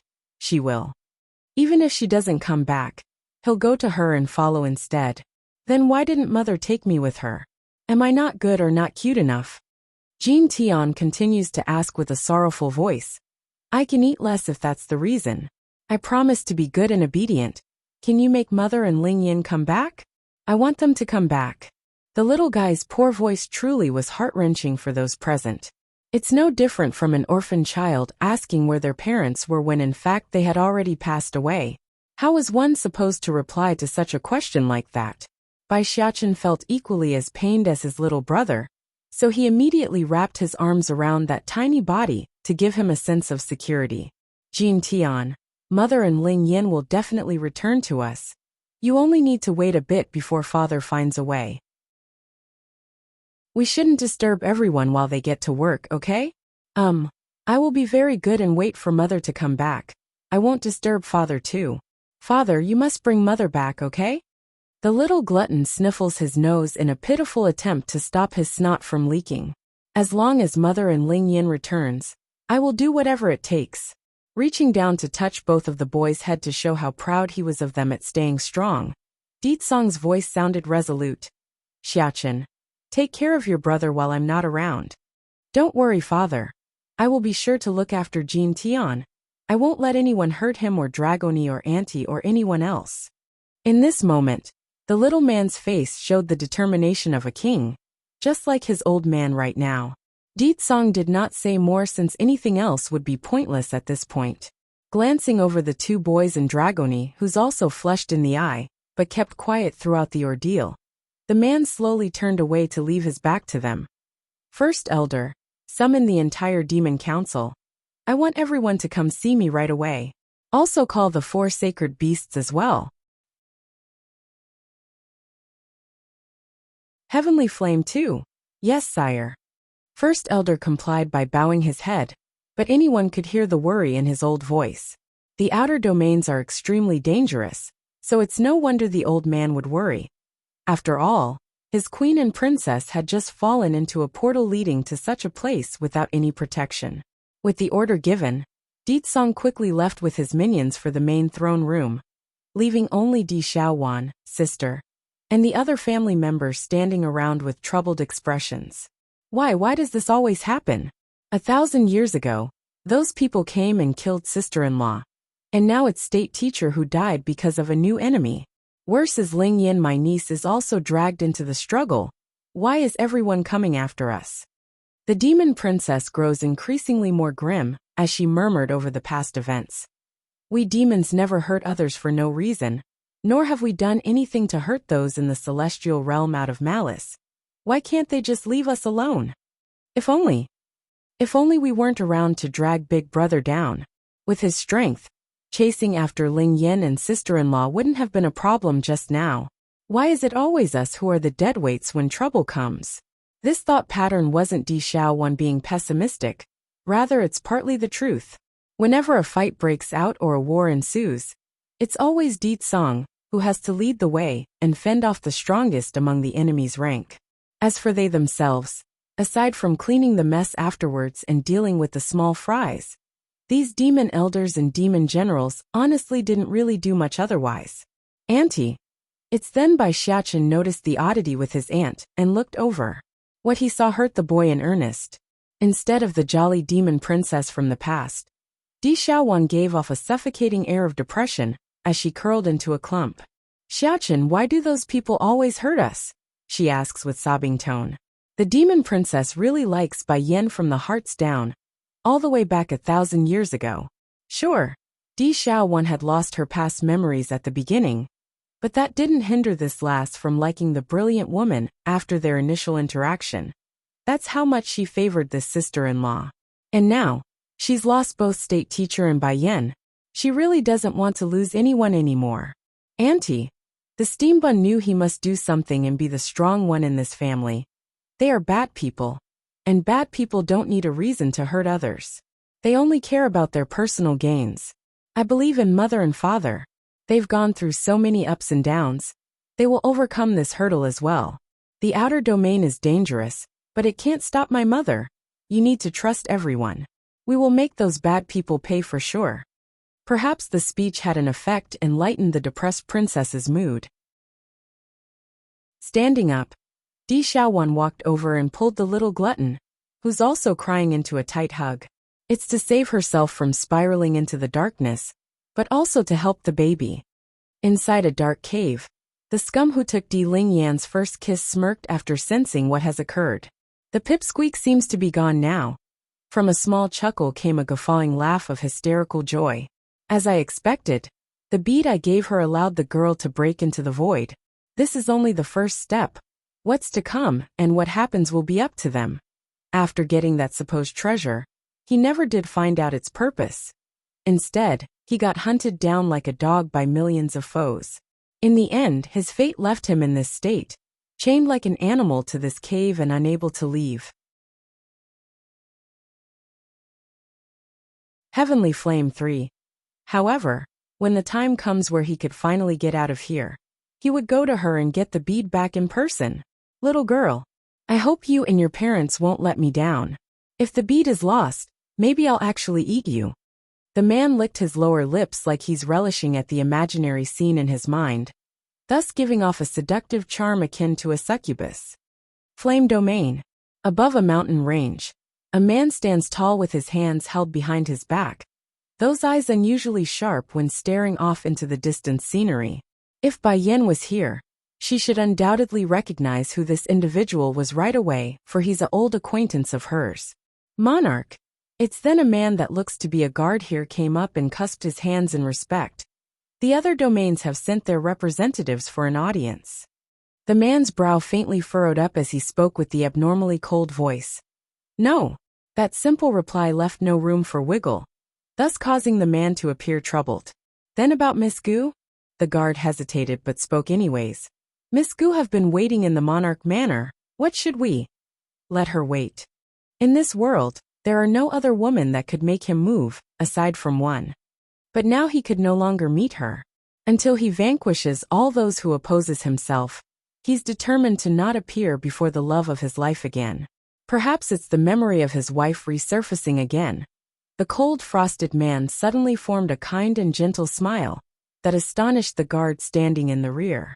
The minion here never once saw his liege's smile before, so this would be the first. I wonder who in the world could make his monarchness smile like that? Not even Miss Gu could do that. And she's the most beautiful lady in this domain. Yes, monarch. The guard did not want to pry, so he carried out the will of his master precisely, as told after retreating. Ninger by Ning. I know you're back. But please forgive me for not being able to come see you. Wait for me. Once I finish solving the problems here, I'll go to the celestial realm and retrieve you. You have to wait for me. Since learning of Bai Yan's mother being in the celestial realm, this husband had left home on his own in order to grow and gain strength. The reason merely to find his wife and be reunited with the peerless woman. However, what he didn't expect was that he would have the incredible opportunity to gain such powers and massive followings. But as all things that comes with power, there are consequences and a price to be paid. In this case, it would be a world of people that wants him dead. As a husband, as a father of Bai Yan's, Bai Changfeng couldn't risk having the love of his life and family be in danger due to his own decisions. Monarch Manor. Dressed in a long blue dress that had its skirt sliced along the bottom to show off those incredible and seductive leggings, this lady, who's also a powerful monarch in her own right, was currently sipping the tea from the cup in her hand, her eyes elegant and pleasing. Is Heavenly Flame back yet? Miss Gu asks after seeing the guard who received herself had returned. Heavenly Flame 4. Miss Gu, our lord is unable to return for the time being. If you wish to see his monarchness, the only option is to wait for now. Guya's fingers trembled as her gaze dimmed at the news. She tried her best to get that incredible man back with all her means. She succeeded and more, but now the reward was a snub by getting the cold shoulder? In the old days, Heavenly may not like me, but he would never give me such cold treatment. What happened in a single lifetime? This is not the same man I knew.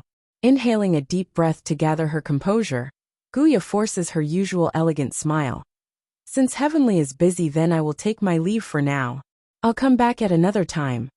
After saying this, she slowly walked outside the hall, where an old elder was already waiting for the lady's presence at the exit. Miss, were you able to meet with the monarch? The senior quickly came up and asked. Showing a disappointed face, I did not sacrifice so much only to be ignored after getting him back. I want to be his wife. But somehow he's only giving me the cold treatment. Then what are your next step, milady? There's a touch of pain on the old senior's face after getting this poor news. He has been with the lady for many years, so he knows how much effort and hardship she went through in order to revive Heavenly Flame. She deserves such a reward. There's no question about it in this senior's mind. Senior Gulao, are you certain you can't find out about Heavenly's life? Like where his parents are, or his hometown? Perhaps a offsprings or a wife. Can't you find out anything? Senior Gulao's eyes dimmed over the bombardment, shaking his head with a bitter smile. I believe someone is deliberately erasing all traces of his connection to the mortal world. Even when I brought Heavenly Flame Monarch's portrait for the humans to see, none could recognize him. I suspect it's his monarchness who's behind this anomaly. He's likely doing it to protect his family and friends. Guya went quiet for a good while before being able to respond. I can understand and approve of his desire to protect his mortal parents. He's always been a righteous man. It's why I fell in love with him. But if he's doing it to protect his children and wife, the thought Heavenly Flame having a wife tore at Guya's heart, sending an unbearable pain throughout those veins. Miss, what would you like to do if the monarch does have a wife and children? Guya hung her head and thought at the painful question. Heavenly is a loving person. If I move and kill his wife and children, then he will surely hate me to the bone for it. That's not what I want. But he's the master of the domain here now. His life is unlimited, while his family are no more than mortals with a limited lifespan. They will die one day. By then Heavenly will understand who is the most suitable for him in this world. Even if the man of her life has a family already, she's not afraid. After all, time would mow over everything, and by then only she and him would remain. Thinking up to here, Guya's depressed mood swiftly cheered up again, making her iconic smile of elegance. Gulao, we're going back first. As for Heavenly's past, leave it alone. If he doesn't want anyone to discover the details, then no one else can do it. With this spare time, I might as well think about on how to become his wife instead. Heavenly Flame and Ling Yan 1. Towering over the clouded peaks, a man continues to stare off into the horizon until he grew tired of this scenery. Turning around, he originally intended to return to his estate when suddenly, he snaps at the rustling noise coming out of the shrubbery. In response, a small little head pokes out of the leaves and met his gaze. The girl had a very cuddly and cute face, but those eyes were the main showpiece that dazzled anyone who saw it due to how brilliant they were.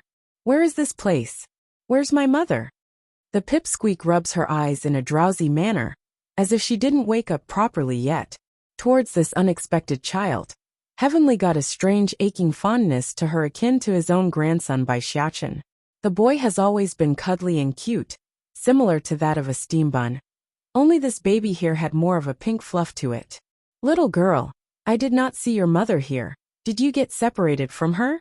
Taken aback at first, the pipsqueak squirms uncomfortably at the stranger before breaking out into a cry. I want Mother, woo-woo. I want to find Mother. Where's your mother? I will help you find her. Heavenly did not know where his patience came from, because he's never been one to babysit kids. But for some strange reason, he could not reject this baby girl's request. Hiccuping as she half speaks and half cry. Uncle, you will really help Ling Yin find Mother? You're not the kind of lying kidnapper's big brother mentioned, right? That actually caused a frown in Heavenly's face, due to the abrupt turn of topic. This child is so wary of strangers just like Xiachen. So you're called Ling Yan? Don't call me uncle. I could be your grandfather already if going by my age. In fact, my grandson is only a few years older than you. If he's by your side, he will certainly like to have a young little sister like you. Xiachen always mentioned how much he wants a little sister, so in Heavenly's mind, this baby girl would be a perfect fit, based on how cute and cuddly she was. Ling Yan, tell Grandpapa here your mother's name. I can send someone to go inform them of your whereabout. I'm sure your parents are worried sick for you. That said, the guy reached out with a hand and rubbed the pipsqueak's head to soothe her crying. For kids, it's common in human nature to be afraid of an unfamiliar environment. Therefore, the best solution would be to first calm their unsettled self with a calming gesture like caressing their hair or a welcoming posture. Despite being teary still in the eye, Ling Yin did stop hiccuping as she spoke. Big brother said to not trust anyone I don't know. This grandpapa seems nice, but he said I would be a good sister to his grandson. In this pipsqueak's mind, she only wants to be her parents' daughter and her two brothers' sister. She doesn't want to be anyone else's sister. Tightly biting down on her lower lips. Grandpapa, are you planning to take Ling Yin back to your home to sell to your grandson? That instantly made the man freeze, all over due to how ridiculous and bombshell of a comment that was. He honestly never expected this girl to be so clever that she could coin up such a story. Angry at her? No, more like a helpless exhaustion at being unable to handle a baby. You little rascal, who taught you such things at such a young age? The outer domains are dangerous. You cannot stay here alone. Grandpapa here promise you. I will not sell you to anyone or my grandson, okay? Heavenly Flame and Ling Yin too. He felt like his life's patience had been spent on the little fella. But who told him that he's taken a strong liking to this pipsqueak at first sight? As such, there's no way he could ignore this crybaby and let her stay in this dangerous place alone. Big brother won't let Ling Yin touch other men. Otherwise Big brother will break their legs. If grandpapa wants me to see your grandson, then I won't go back with you. This grandpapa. He looks like a good person. And if he is a bad person, he would have forced me to go with him by now. For the sake of this stranger's kindness, the pipsqueak was deadest on not meeting any other male. She's all too aware of what Bai Xiachen and Ditsong would do to any men that gets too close. You little rascal, can you even tell the difference between a male and female at your young age? Heavenly sighs and shakes his head helplessly. This little one. The more I look at her, the more I like it. If only I can snatch her up and bring her to Xiachen. Ling Yin bit her thumb in a troubled fashion at that last question. Big brother said those with a bump on the chest are females. Those that don't are a man. Ling Yin is not a fool. How can I not distinguish between a man and a woman? After hearing that outlandish and humorous answer, Heavenly nearly broke his face due to the intense twitching. Where did this little one learn such a thing from? Is her big brother that silly? How can he teach such a young baby something like that? Of course, if he knew who the pipsqueak's older brother was, then he would surely eat his own thoughts right there and then.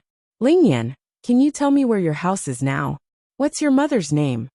Mustering up the last bit of control to keep himself from laughing aloud, Heavenly uses the most doting voice he knew.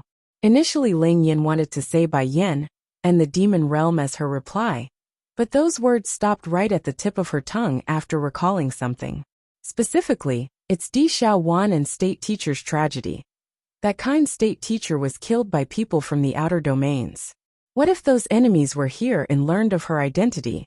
By then they would surely capture this pipsqueak and use her as a hostage. Understanding what she must do, a meaningful light flicker in the baby's eye before she broke into a cry. Mother is mother, ah. Grandpapa, help me find mother. I want mother. Heavenly frowned. Don't you know your mother's name? Catching the man's sleeve to face him with those tears. Grandpapa, will you help me find mother?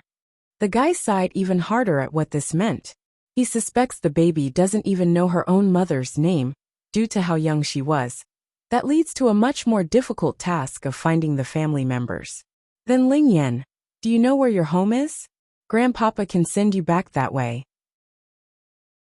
Shaking her head, Ling Yin continues to cry as she spoke. Ling Yin never left home before. I don't know where my home is. This little one, she really doesn't know. Since it comes to this, Heavenly could only press down the inner doubts and move on. It doesn't matter if you don't remember. I will go ask around if anyone lost their child lately. Now, are you willing to follow me to my home? Making a pouting face as she contemplated the deal, Ling Yin slowly nodded. Okay. Grandpapa said that this is the outer domain, so it's really dangerous. It's best if I follow him. Mother will come for me anyways. Staying in the wild is not smart. I'm not like Jean Tion, that dummy. He will probably stay here out of stubbornness. Heavenly Flame and Ling Yan 3. If Heavenly had only paid a little more closer attention to the way Di Ling Yan spoke and behaved, then he would surely have connected this child to Bai Yan's personality. They're far too similar in certain ways, especially those eyes. To say it's a carbon copy was an understatement. Crouching down to pick the little pipsqueak up, the man didn't think further and walked down the peak with his new charge. Di Ling Yan accepted the kindness despite her initial tantrum. For some reason, she got a very comfortable feeling once her two arms are wrapped around the man's neck as he held her. It's the same type of secure feeling she had when being around her parents and relatives. Monarch Manor. The whole estate exploded into an uproar after their lord and master returned with a baby in tow. To say it's a sensation was no understatement, since none of these people had ever seen their master get close to anyone here. Nor have they seen him act so kindly and pleasant to a mere child. It's as if the man had transformed into a whole new person, to the point even his personality had changed with a flick of a finger. Simply said, what happened today went beyond any of their imaginations. When Lady Guya and Senior Gu Lao stepped into the estate later that day to seek an audience, the two were absolutely stunned when they saw the pipsqueak and Guy sitting in the front garden, eating a vine of grapes together under the sun. Lord, my lady has paid so much to get you back. In the end, you would fancy a kid? Senior Gu Lao's anger finally broke out. Furthermore, the child is probably no older than 2, right? Does your monarchness want to wait a decade or something for her to grow up? But then age doesn't really matter here, since you will look the same regardless, so I guess that's not an issue. Imagine having a party being doused with cold water. That's what occurred with Heavenly's face right there. Turning to the old fool, he glares with daggering eyes at the source of that comment. Seeing the man's ready to explode, Lady Guya hurried to intervene before it's too late. Pulling at her subordinate's sleeve to stand back. Don't speak like that, Senior Gu Lao. The monarch would never do that to a child. How can you even think of Heavenly Flame in that fashion? Are you trying to smear the monarch by saying mere speculations? Yes, the child is too young. Just thinking of that possibility is giving me the chills. In light of her thoughts, Heavenly's gaze still struck a chord in the lady's heart. That's something she's never seen him like this in his previous life. Even if it's just a 2-year-old, she just couldn't keep herself calm. When did I need your consent in adopting a child? Heavenly sneered sarcastically. This child is well suited with me. That's why I have decided to take her as my adopted granddaughter. From this day forward, she's the young lady of this manor. No one is allowed to disrespect her. Sometimes blood really was a magical thing. Even if they didn't know they're related, the connection within their blood still draws them together. Grandpapa, are you trying to advantage of my father? Di Ling Yan puckers her lips into a disgruntled smooch as she asked. Her big brother said that children should be polite to their elders. That's why she's willing to address him as such. However, if this man wants to use herself to make Di Tsong Call address him as an elder too, then she won't accept the arrangement. Heavenly Flame and Ling Yan 4. Of course, what Di Ling Yan doesn't know was that even if Heavenly doesn't take herself as his granddaughter, Di Tsong would still have to call this old grandpapa his father-in-law. Ling Yan, I won't force you to be granddaughter if you don't wish it. However, I will still treat you as such regardless. From now on you will be the Monarch Manor's young little lady. Despite the indifference from the pipsqueak, Heavenly continues to dote on the baby. How could he ever bear to force the girl? As long as she doesn't want to do anything, then he would never force her. No woman likes hearing their crush favoring another lady. Lady Guya was no difference in the way she tensed up those hands, forcing her dreadful mood back inside so it doesn't show. Heavenly, this girl is really cute. It's no wonder you've taken such a strong liking to her. If it were me, I too would. Slowly walking back to the pipsqueak, the lady crouches down and smiled even deeper. Little girl, I also like you very much. Can I give you a hug? Under normal circumstances, Di Ling Yan would not refuse others. Plus Guya did not show any malice, but she just didn't want to be held by another person today. To show her childish tantrum, the pipsqueak squirms closer into the man's arm to hide. A child's instinct doesn't lie. There's no malice, but there's also no kindness. No need, said Heavenly. This girl isn't comfortable with strangers. Lady Guya's smile froze into an icicle. Doesn't like strangers? If she doesn't like strangers, then why would the lass follow the monarch? She's already prepared herself to accept this unknown kid. As long as he likes it, Guya would accept the girl as her own to form a cohesive family. She's already willing to go that far. Why won't they accept her gesture? Is there anything else? Heavenly looks up and asked again, after realizing he hasn't gotten the reasoning of their visit. Bowing her head to show respect. I have not seen you for a long time. I was hoping to have a conversation with you since you came back. Faintly furrowing his forehead, Heavenly's gaze fell upon the lady and felt perplexed. Guya, I know what you want.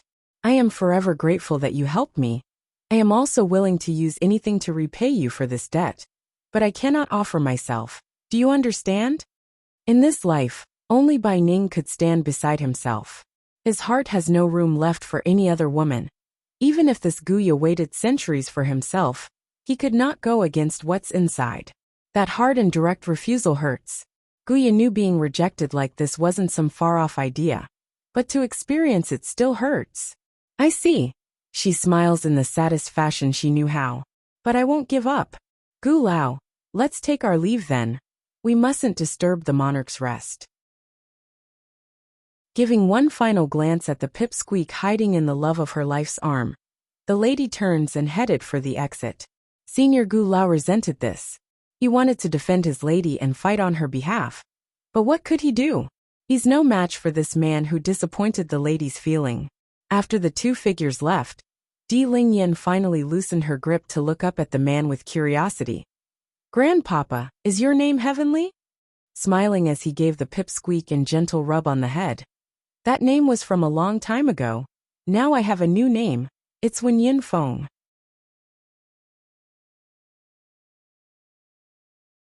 Win over Di Lingyan 1. Wen Yin Feng? Lingyan tilts her head while staring upwards, her face deep in thought. Why does this name sound so familiar, like I heard it somewhere before? Grandpapa, are you really not going to sell me? She asks with watery spring eyes. Just now that Auntie wanted to abduct me, I don't want to go with her. She doesn't like Guya, even if it's for no reason. Don't worry, this is my house. No one can take you away unless I allow it. You are safe to wait here for your parents to come pick you up. Heavenly dismissed the complaint and peeled a tangerine to feed it to the pipsqueak. Housekeeper, pass my word down that Ling Yan's status will be the young miss of the household.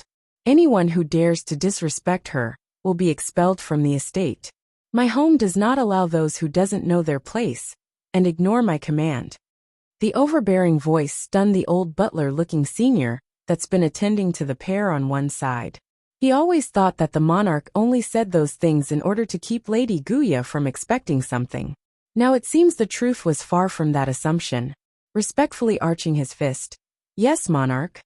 Go down. Heavenly dismisses the old senior with indifference. In an instant, only the pipsqueak and grandfather remains.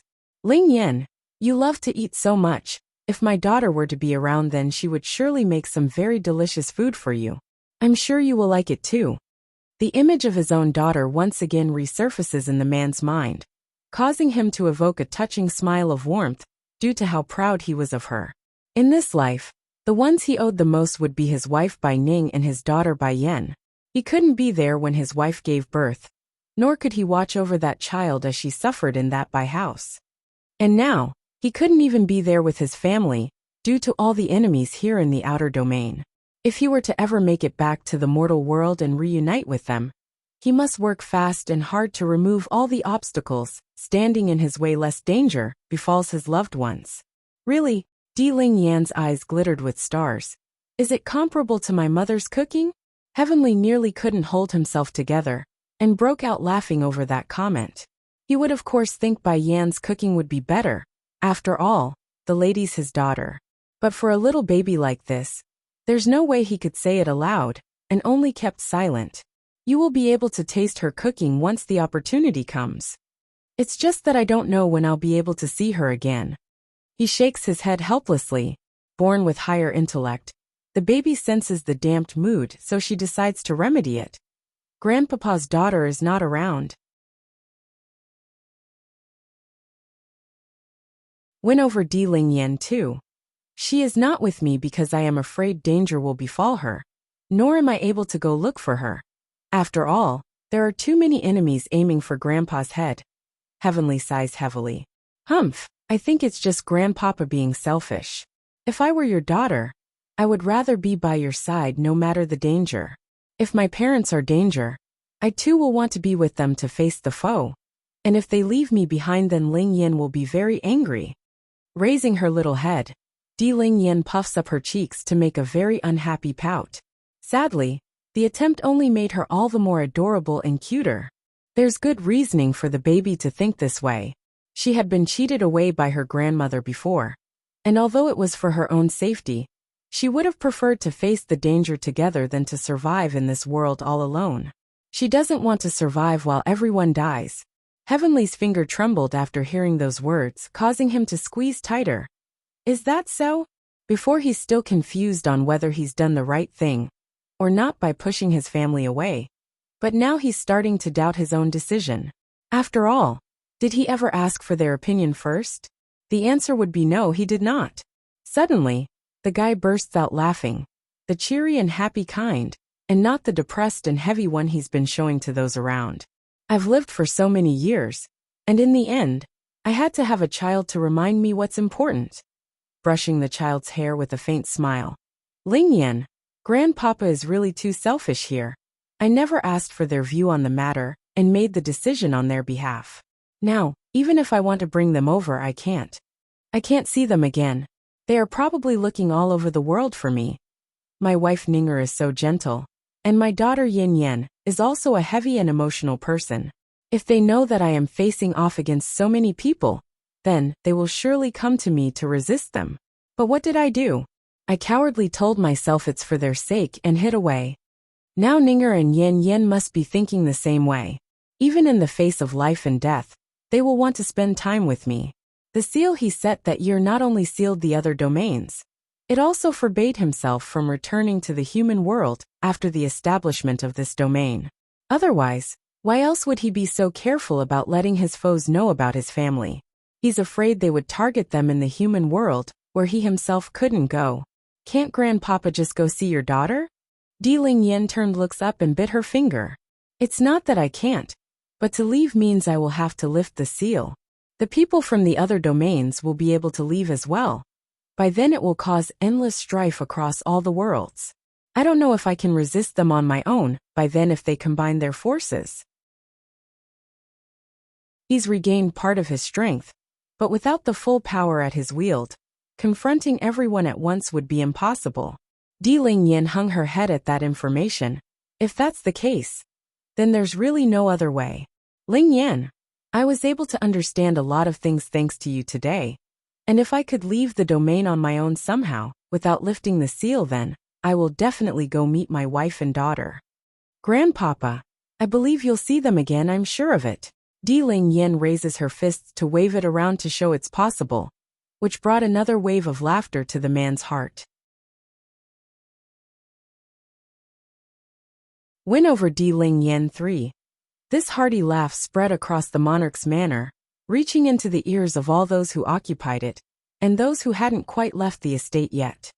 Guya tightly pinched her fists at that voice, due to the stinging in the heart. She's been with Heavenly for many years. Never has she seen him be so happy before.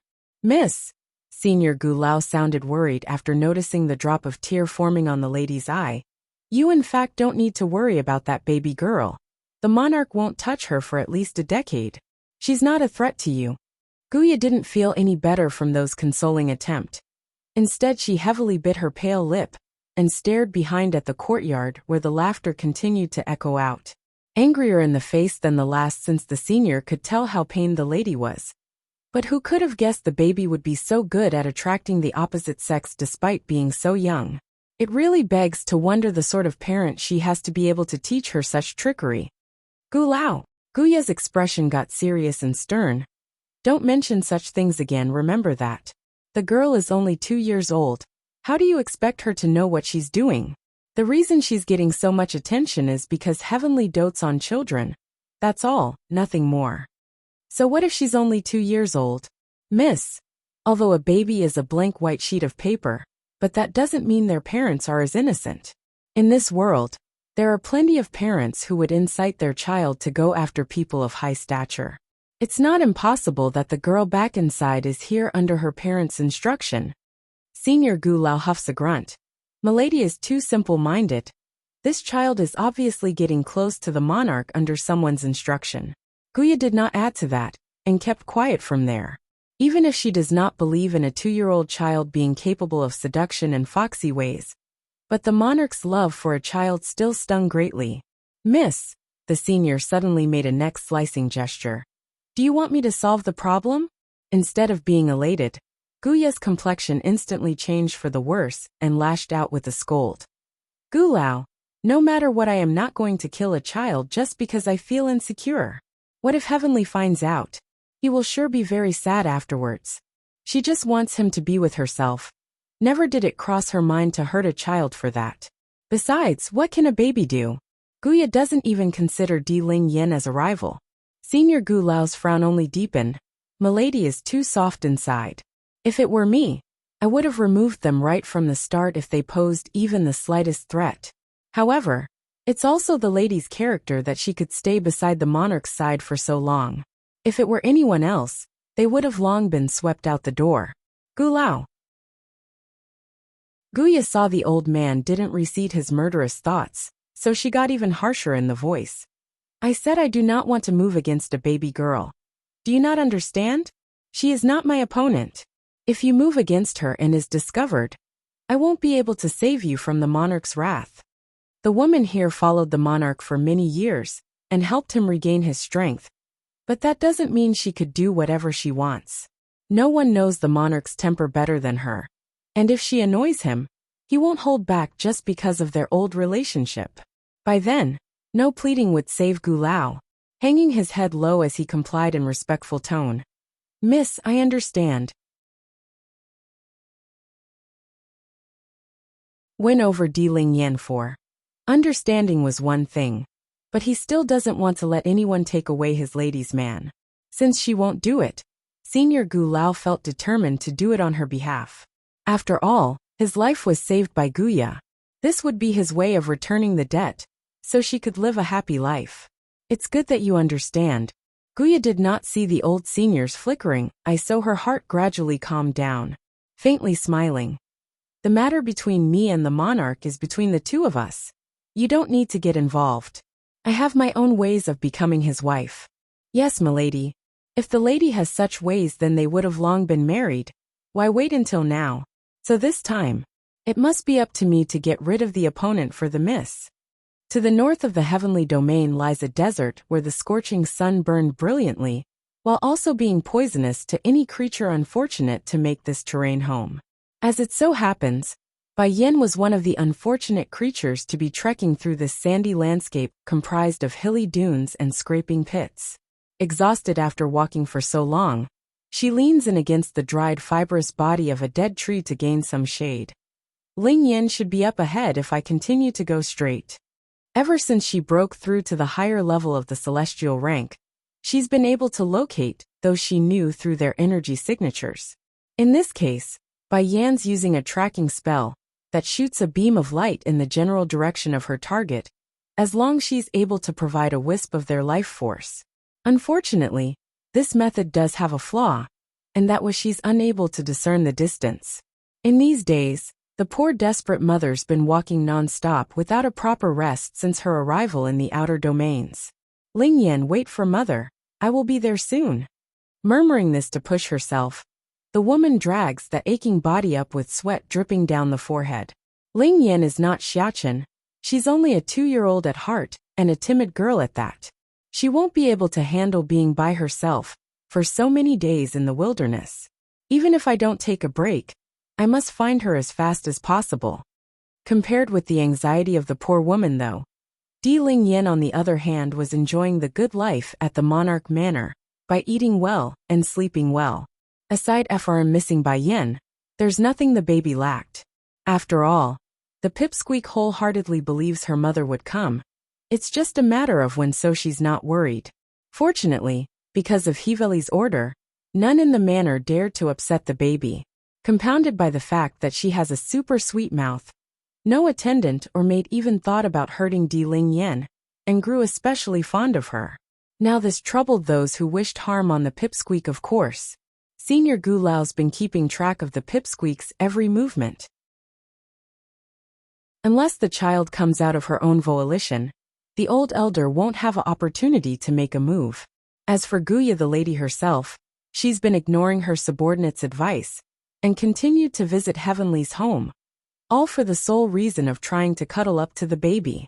Sadly for the hardworking woman, Di Lingyan refused to meet her, and thus squashed the idea. In the end, Guya could only resort to waiting, specifically waiting in the back garden with a basket of pastries. Like the old saying goes, those who put in the effort would always be rewarded.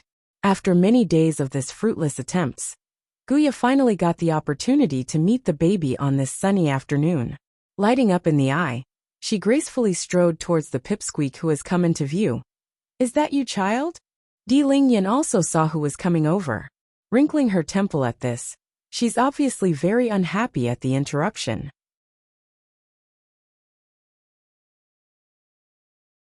"I don't like her, one. I finally get to see you, Lingyan." Guya could barely contain the excitement in those eyes after locking onto that little figure. "You must be hungry. Auntie here prepared some pastries for you. Do you want a taste?" First glancing down at the pastry presented before herself with those hands, the pipsqueak slowly forms a frown. Mother does not allow Lingyan to eat too much sweet food. "I've already eaten my sweets today, so I cannot eat more." Even if she doesn't like Guya for some unknown reason, that doesn't mean she would be rude to her, especially when the other party showed no malice. As such, the girl could only refuse in a polite manner. Moreover, Bai Yin would not let her eat too much sweets. That's not an excuse she made up on the spot. Guya's smile dropped into an icy bowl of awkward air, quickly calming herself to keep up with that elegant smile. "That is fine, Lingyan. These pastries are something all children like. It's okay if you eat more. After all, these are Auntie's goodwill. Are you really going to disappoint your auntie here?" "Auntie, why are you insisting on me eating these pastries? I already said I don't want to eat them. Didn't you hear me?" The pipsqueak got angry and shot a stare back, her cheeks pouting with displeasure at having to repeat herself. Over the years, Di Lingyan has been pampered silly by Bai Yin. Therefore her temper has never been exactly the best. Normally she would not show this side of herself if the other party avoided provocation. But if they did, then this bitch's side would erupt like a volcano. What's more, she's already explicitly refused the offer. What more does this Guya want? Like, does she not understand human words or something? Guya's face went a bit greener at the reprimand, causing the corner of her mouth to twitch slightly. "I didn't mean that." "If that's not what you mean, then what do you mean? I have politely refused you, yet you still want me to eat these pastries. Do you want me to get a toothache?" Bulging her eyes into an angry glare, she stabs those tiny little arms into a forking posture against the waist like a madam having a showdown on the streets. Such a bitchy behavior not only didn't harm Di Lingyan's image, instead it only made her all the more adorable and lovely. It really goes to show being young has its advantages. Imagine a middle-aged woman pulling this stunt. They would surely be told she's a wild animal that needs to be caged up. "Lingyan, you misunderstood Auntie here. Guya panicked to explain herself, but watching those angry eyes, the lady choked and couldn't finish those words. "I'm just trying to please her. What am I doing wrong? I called you Auntie because my mother taught me to be polite, but you are aiming at me with alternative intent. I am not like my brother Jean Tian and Auntie Xiao Wan, who are both dummies. I won't be deceived." Di Lingyan's cheek was still bulging. The very idea of Guya trying to give her a toothache was enough to infuriate this little child. Mainly due to the last time she got a tooth cavity, it hurts. Humph, this person is a bad woman after all.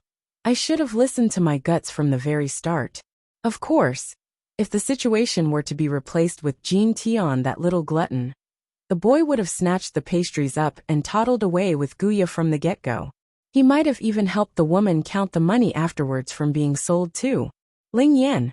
Suddenly, a familiar voice came from the rear and catches their attention. In this moment, Guya's body visibly froze. Looking up, what came into view was the handsome contour of the man of whom she loved, which only made her grow more frantic inside instead of being reassured. I don't like her too. When he saw that Ling Yan had not been hurt, the man's worried expression naturally cleared up. This shouldn't have been anything special. However, that following smile was a thorn, poking holes into Guya's heart, who stood at the opposite end. Ling Yan, how can you sneak away alone like that? Heavenly sternly lectures her despite his gentle gesture of caressing that little head. Next time you mustn't leave those maids behind. Do you understand? Pouting her little mouth until it's a balloon. But I don't like having so many people following me around. They won't even let me go to the toilet by myself. The man could only shake his head helplessly after hearing that. If you don't like too many people following, then I can withdraw some of the maids away. However, you must keep some around. What about when I'm in the toilet? I will let them know to wait at the door, okay? Crouching down to be at eye level with the young girl. Grandpa's enemies are many. It's not safe for you to be wandering around alone. What if someone sneaks inside and no one could save you? Don't worry. Those maids are very powerful. They can protect you for sure. Thank you, Grandpapa.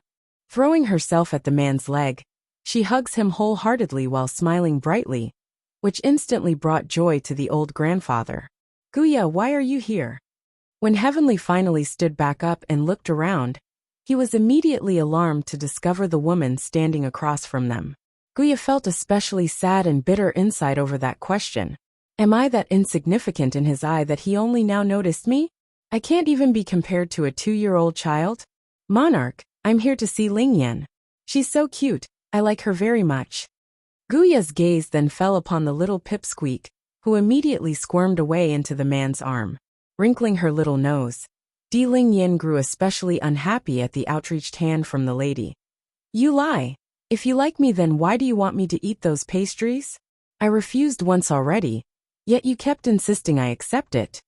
Heavenly's handsome face instantly darkened into a grim look as he locked onto the woman, his eyes sharp like a sword. That brought some serious trouble to Guya. She did not expect the pipsqueak to call her out over that exchange, so she got quite white, stumbling back a few steps. Monarch, I really did not. I only wanted to offer Ling Yan some snacks. I didn't meant to. Humph. Ling Yan proudly huffs a grunt. I told you mother won't let me eat too many sweets. You clearly want me to have a tooth cavity. Grandpapa, I don't like her. She wants me to get a toothache. In her panic, Guya frantically tried to defend herself some more only to be shut down by that gaze. To say her heart felt a despairing chill was no understatement. Guya, Heavenly lowered his tone into frosted ice. Ling Yan is the Monarch Manor's little young miss. You are to address her as young miss from herein forward. In addition, he pauses for a moment, Ling Yan doesn't like you. So, you do not need to come to the estate as often anymore. Ling Yan doesn't like you. So you do not need to come to the estate as often anymore. This sentence rocked the woman's heart, sending thundering booms across her mind until she's stiff as a rock, those eyes full of disbelief. Because of this little girl's words, he actually refused me entry? What magic does this girl have to make the monarch pamper her like so? What are you standing around for? Leave. Heavenly's harsh voice echoed across the air, sending another traumatic shock into Guya's head. I don't like her. 3.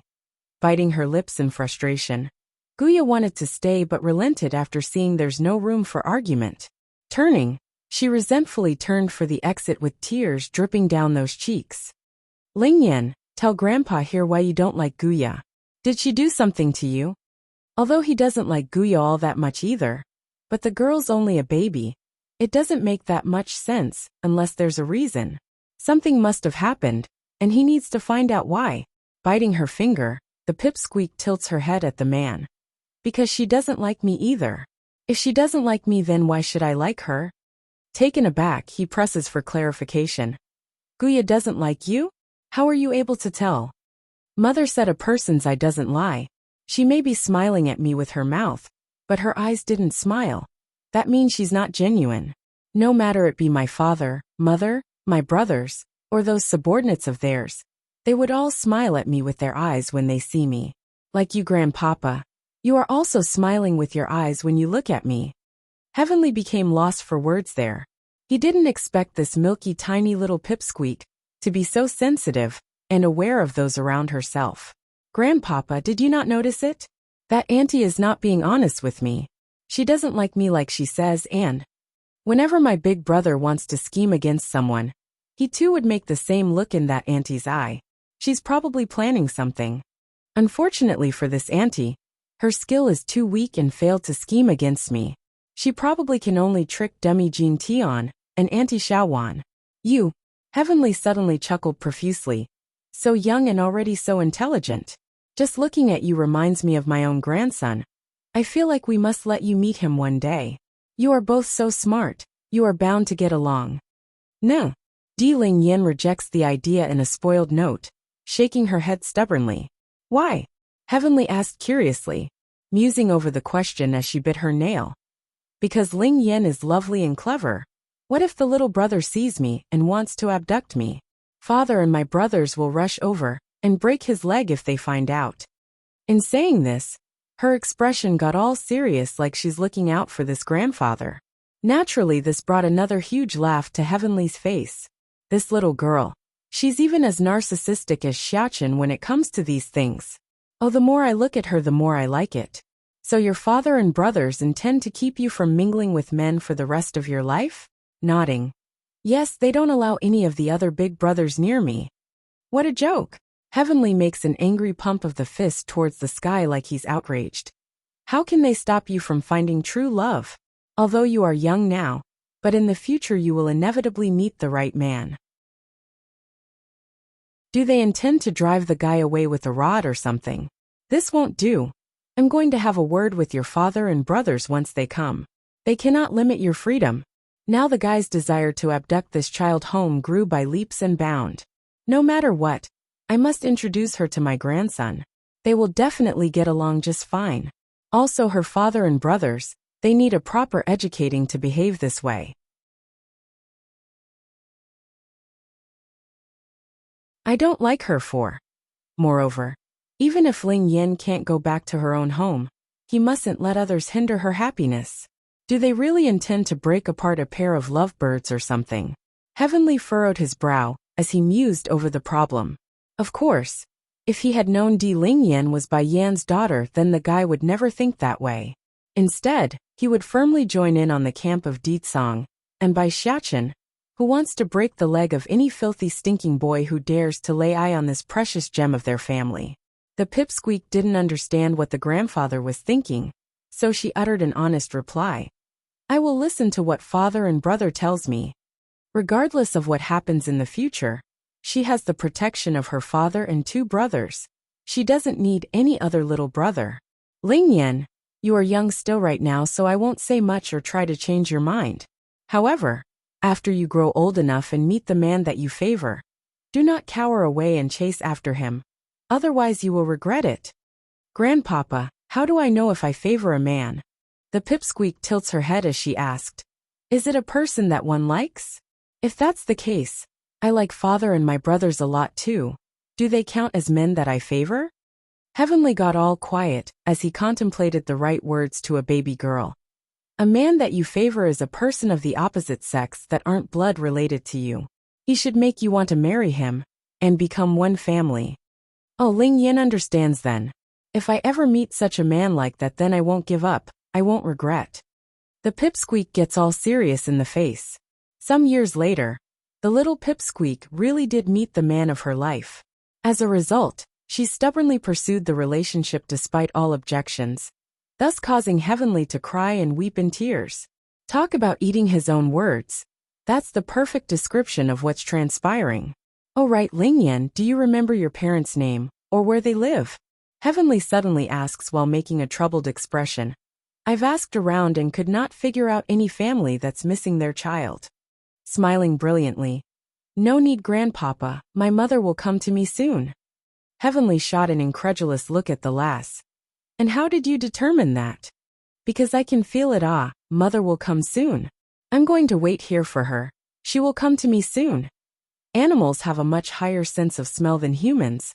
This only gets magnified when their bloodline are of superior lineage and could become a homing beacon. For Di Ling Yan, she's able to perceive the faint scent of Bai Yan's body despite the demon queen being far, far away. Heavenly helplessly shook his head, because he didn't believe a single word of it.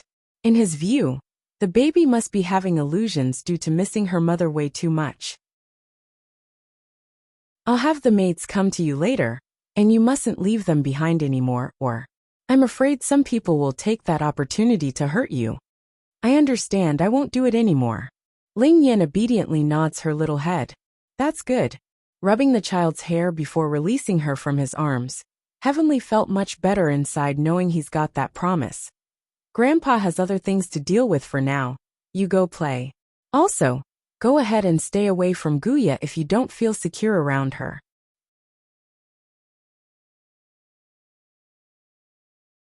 Bai Yan's here 1, study room. Standing in wait by the time Heavenly arrived at the place was an old senior, donning a sleek black scholarly robe. Becoming aware of his liege's entry, the person turns around and arched his fist in compliance. Monarch, I have just received news about an ancient ruin surfacing in the northern reaches of the domain. I believe this ancient ruin is related to the woman you are looking for. A bit startled by the grand news, Heavenly gradually closes his eyes to reminiscence the past in where he sealed off all the domains. The war ended through his efforts, but the price was his demise and death. How did that day go again? Oh right, it was after I died by sacrificing my body. Up in the sky, standing at the very top of the clouds and overwatching the world, there she was, that dazzling and stunning woman. We were all items of humor and amusement for her. Was it worth it? She asked him after their eyes met. Even if I were given another chance, I would still use my own body for the peace of this world. Not knowing what came over him, Heavenly answered without thought, like he wants to interact with this spirit. Worst of all, as the female soul slowly stepped down from the clouds towards himself, the man clearly felt an unprecedented pressure, despite them both being harmless, and without means to harm each other. Such a pressure, he's never experienced it before. You're such an interesting person. My soul has been floating around the world for years, and I've never seen anyone as interesting as you. I'm glad my time watching your play isn't wasted. So you've been dead for years? Why haven't you reincarnated yet? I know you're capable of entering the cycle again with your ability. Reincarnation? The woman sneered, those eyes holding the very idea in contempt. I would lose all my powers if I am reborn, meaning I would have to start from scratch again. I'd rather be alone in this world than to be reborn as a fledgling. He got all quiet for a brief minute. But this way you will not experience the joy and sorrow of the world. What meaning is there in such a life if you can't have any of that? Are you not lonely floating here without any company? Even if your next life is an ordinary person, there is at least warmth for you to hold, a far better outcome than your current situation. Moreover, since you are so powerful in this life, you think your next would be ordinary? This time it was the woman herself to get all quiet. Suddenly, she bursts out laughing with her enchanting smile that could bedazzle the darkest shadows of this world. You are right. I am starting to feel the fatigue of wandering around in this spirit form. Heavenly, I'm glad to have met you. It's been a very long time since I met someone as interesting as you. If I do ever reincarnate, maybe we would even become family in the next life. Ha ha ha. Just as he was slightly taken aback by that last comment, the woman in red had already come before himself with that arcing smile of flamboyant nature. I have left something special for you in your domain. If you could somehow regain your powers in your next life, consider it my gift as thanks. The past flickered in Heavenly's mind like that of a projector. It's fast and intense, causing the man to go through a roller coaster of a ride in his emotions. In the end, his bitterness and anger turned into a long sigh. Which life? A long sigh of regrets, and what ifs mixed in with the important and momentary happiness.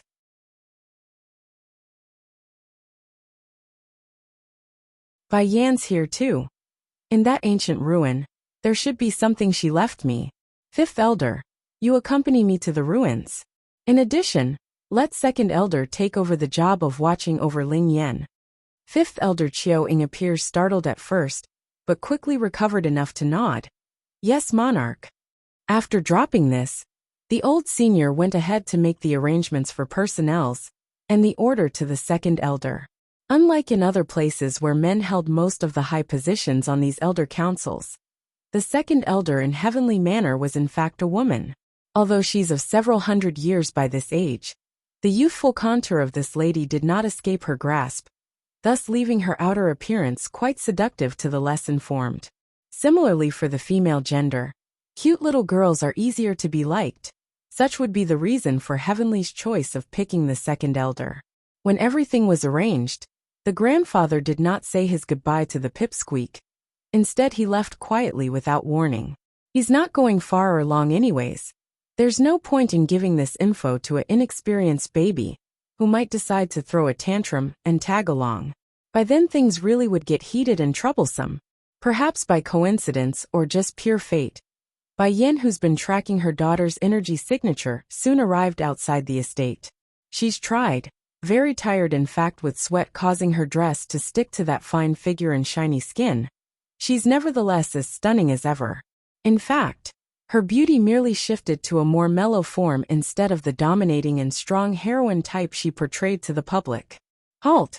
The two standing watchmen at the doorway yelled when they saw the stranger approach their premise. Who are you and why are you here at the monarch's manor? Bai Yan stopped as ordered, but she did not get angry at the holler, and instead spoke in respectful tones. Mr. Guards, might I ask if you've seen a missing little girl as of late? Little girl? The watchmen popped their eyes in astonishment.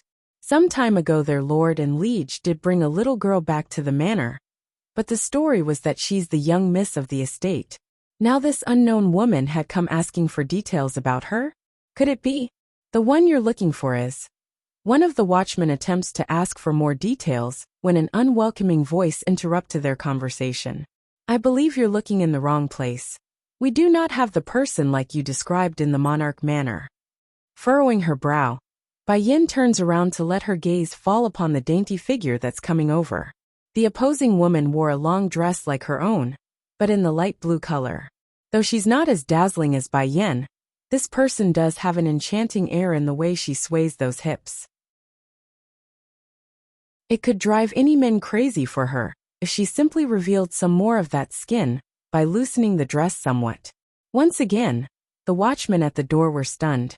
Didn't the monarch bring back a little girl from the outside? Why is Miss Guya claiming we didn't?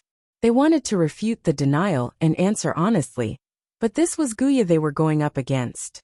They're nothing but lowly guards at the manor. What good would it do them to get on the bad side of the monarch's benefactor? Nothing, of course. You are? Bai Yan calmly inquires without any warmth. Guya smiled. I am the monarch's people. I'm afraid you are looking in the wrong place. We did not pick up any little girl, so I suggest you look elsewhere. Bai Yan didn't buy this story one bit, and shot the lady a strange squint before turning back her sight on the estate. Ling Yan's energy signature is clearly coming from the monarch manor. I did not find the wrong place. Can it be, these people kidnapped my daughter? Her face darkened at the idea, causing that friendly air to transform into a cold hard form, as she rushed at the entrance like a charging bull. The two watchmen did not expect this in the slightest at a barging intruder, so they were immediately caught off guard. By the time they wanted to intervene and stop her, it's already too late, as they were knocked back by the woman's immense gush of power. Today I must enter the monarch manor, no one can stop me, scram. Bai Yan's here 3. This woman, does she really not have the monarch in her eyes or something? How dare she try to break inside? Guya stared in appallment at the dominating voice used by this intruder. Regardless, she has no intention of letting Bai Yan into the estate, nor would she permit her to meet that tiny rascal. Lady, the monarch's home is not a place you can freely enter. Plus the one you're looking for isn't inside, so... What she's implying was that she won't be able to get inside, even if she does permit her. nor would the outcome end in her favor if she does. Originally, the two watchmen were still stunned by the power shown and audacity of what's transpiring. But those words from Guya were like a stimulant and managed to bring them back to reality. Pulling themselves together, they charged at the demon queen to stop her. Scram! In a fit of rage at the hindrance, Bai Yin roars and swung her fist at the two watchmen. Unlike before where it's merely a power shove to cause their steps to stumble, this time the attack was for real, flying out like bullets at the wall. These poor underlings found themselves crashing to the ground and gasping for air like someone just ripped their lunges out. If not for the demon queen's act of mercy in not killing the two or injuring them severely, they would have died before even hitting hard ground. Mother! It's then when the situation was about to spiral out of control and deteriorate into full-blown war. A small tiny squeaky voice cries out from the inside and stops their fighting. Overjoyed by that face on whom she's been seeking for so long, Bai Yin reactively extended her arms out into a welcoming gesture, thus allowing that soft tiny body to pounce into her embrace. Mother, I knew you would come find me. I've been very good and waited for you. Am I good? Ling Yin whines and acts all cute by flailing her little legs in the air as she got plucked from the ground. In contrast to the mother and daughter experiencing the joy of each other's company, Guya had on the ugliest expression she's ever made thus far. She did not expect the tiny rascal to come running out on her own, which now ruined her future plans of using the child. Worst of all, this woman really was the baby's mother. Likewise, the two watchmen who are still on the ground were flabbergasted with disbelief in their eyes. They're dismayed, not knowing what to do for a good while. Is the little lady the daughter of this woman? In other words, the one the monarch is looking for is this woman here? Yet they're stupid enough to try to stop her? In an instant, the faces of the two watchmen fell into panic, the likes of which they never knew possible. Out of fear, they turned to Guya anxiously for help. Pity them. The filthy lady could care less about these two underlings when she herself was at a loss. Ling Yin, I've finally found you. Bai Yin reluctantly releases her daughter's body despite wanting to keep her forever in her grasp. These days, she has never had a moment of joy, and only felt worry for this and that. Now all of those fears were swept away by the scent of her precious daughter back in her arms. Don't be scared, mother. The pipsqueak felt the tremor, so she immediately puts on an adult face. I've been very good these days. Grandpapa is also very good to me. If I'm not around mother in the future, I can take good care of myself. I'm also a big girl. Casting her eyes down at the pipsqueak. My children are all so outstanding and sensible. I feel so proud. You're tuning in to the Li Mei's Wuxia Whispers YouTube channel. We're so grateful for your support. And don't forget to subscribe to join us on this incredible journey through captivating stories. Your generosity through donations truly makes a world of difference, as it's the primary source of revenue that allows me to expand and enhance this channel for you. Thank you from the bottom of my heart for being a part of this adventure.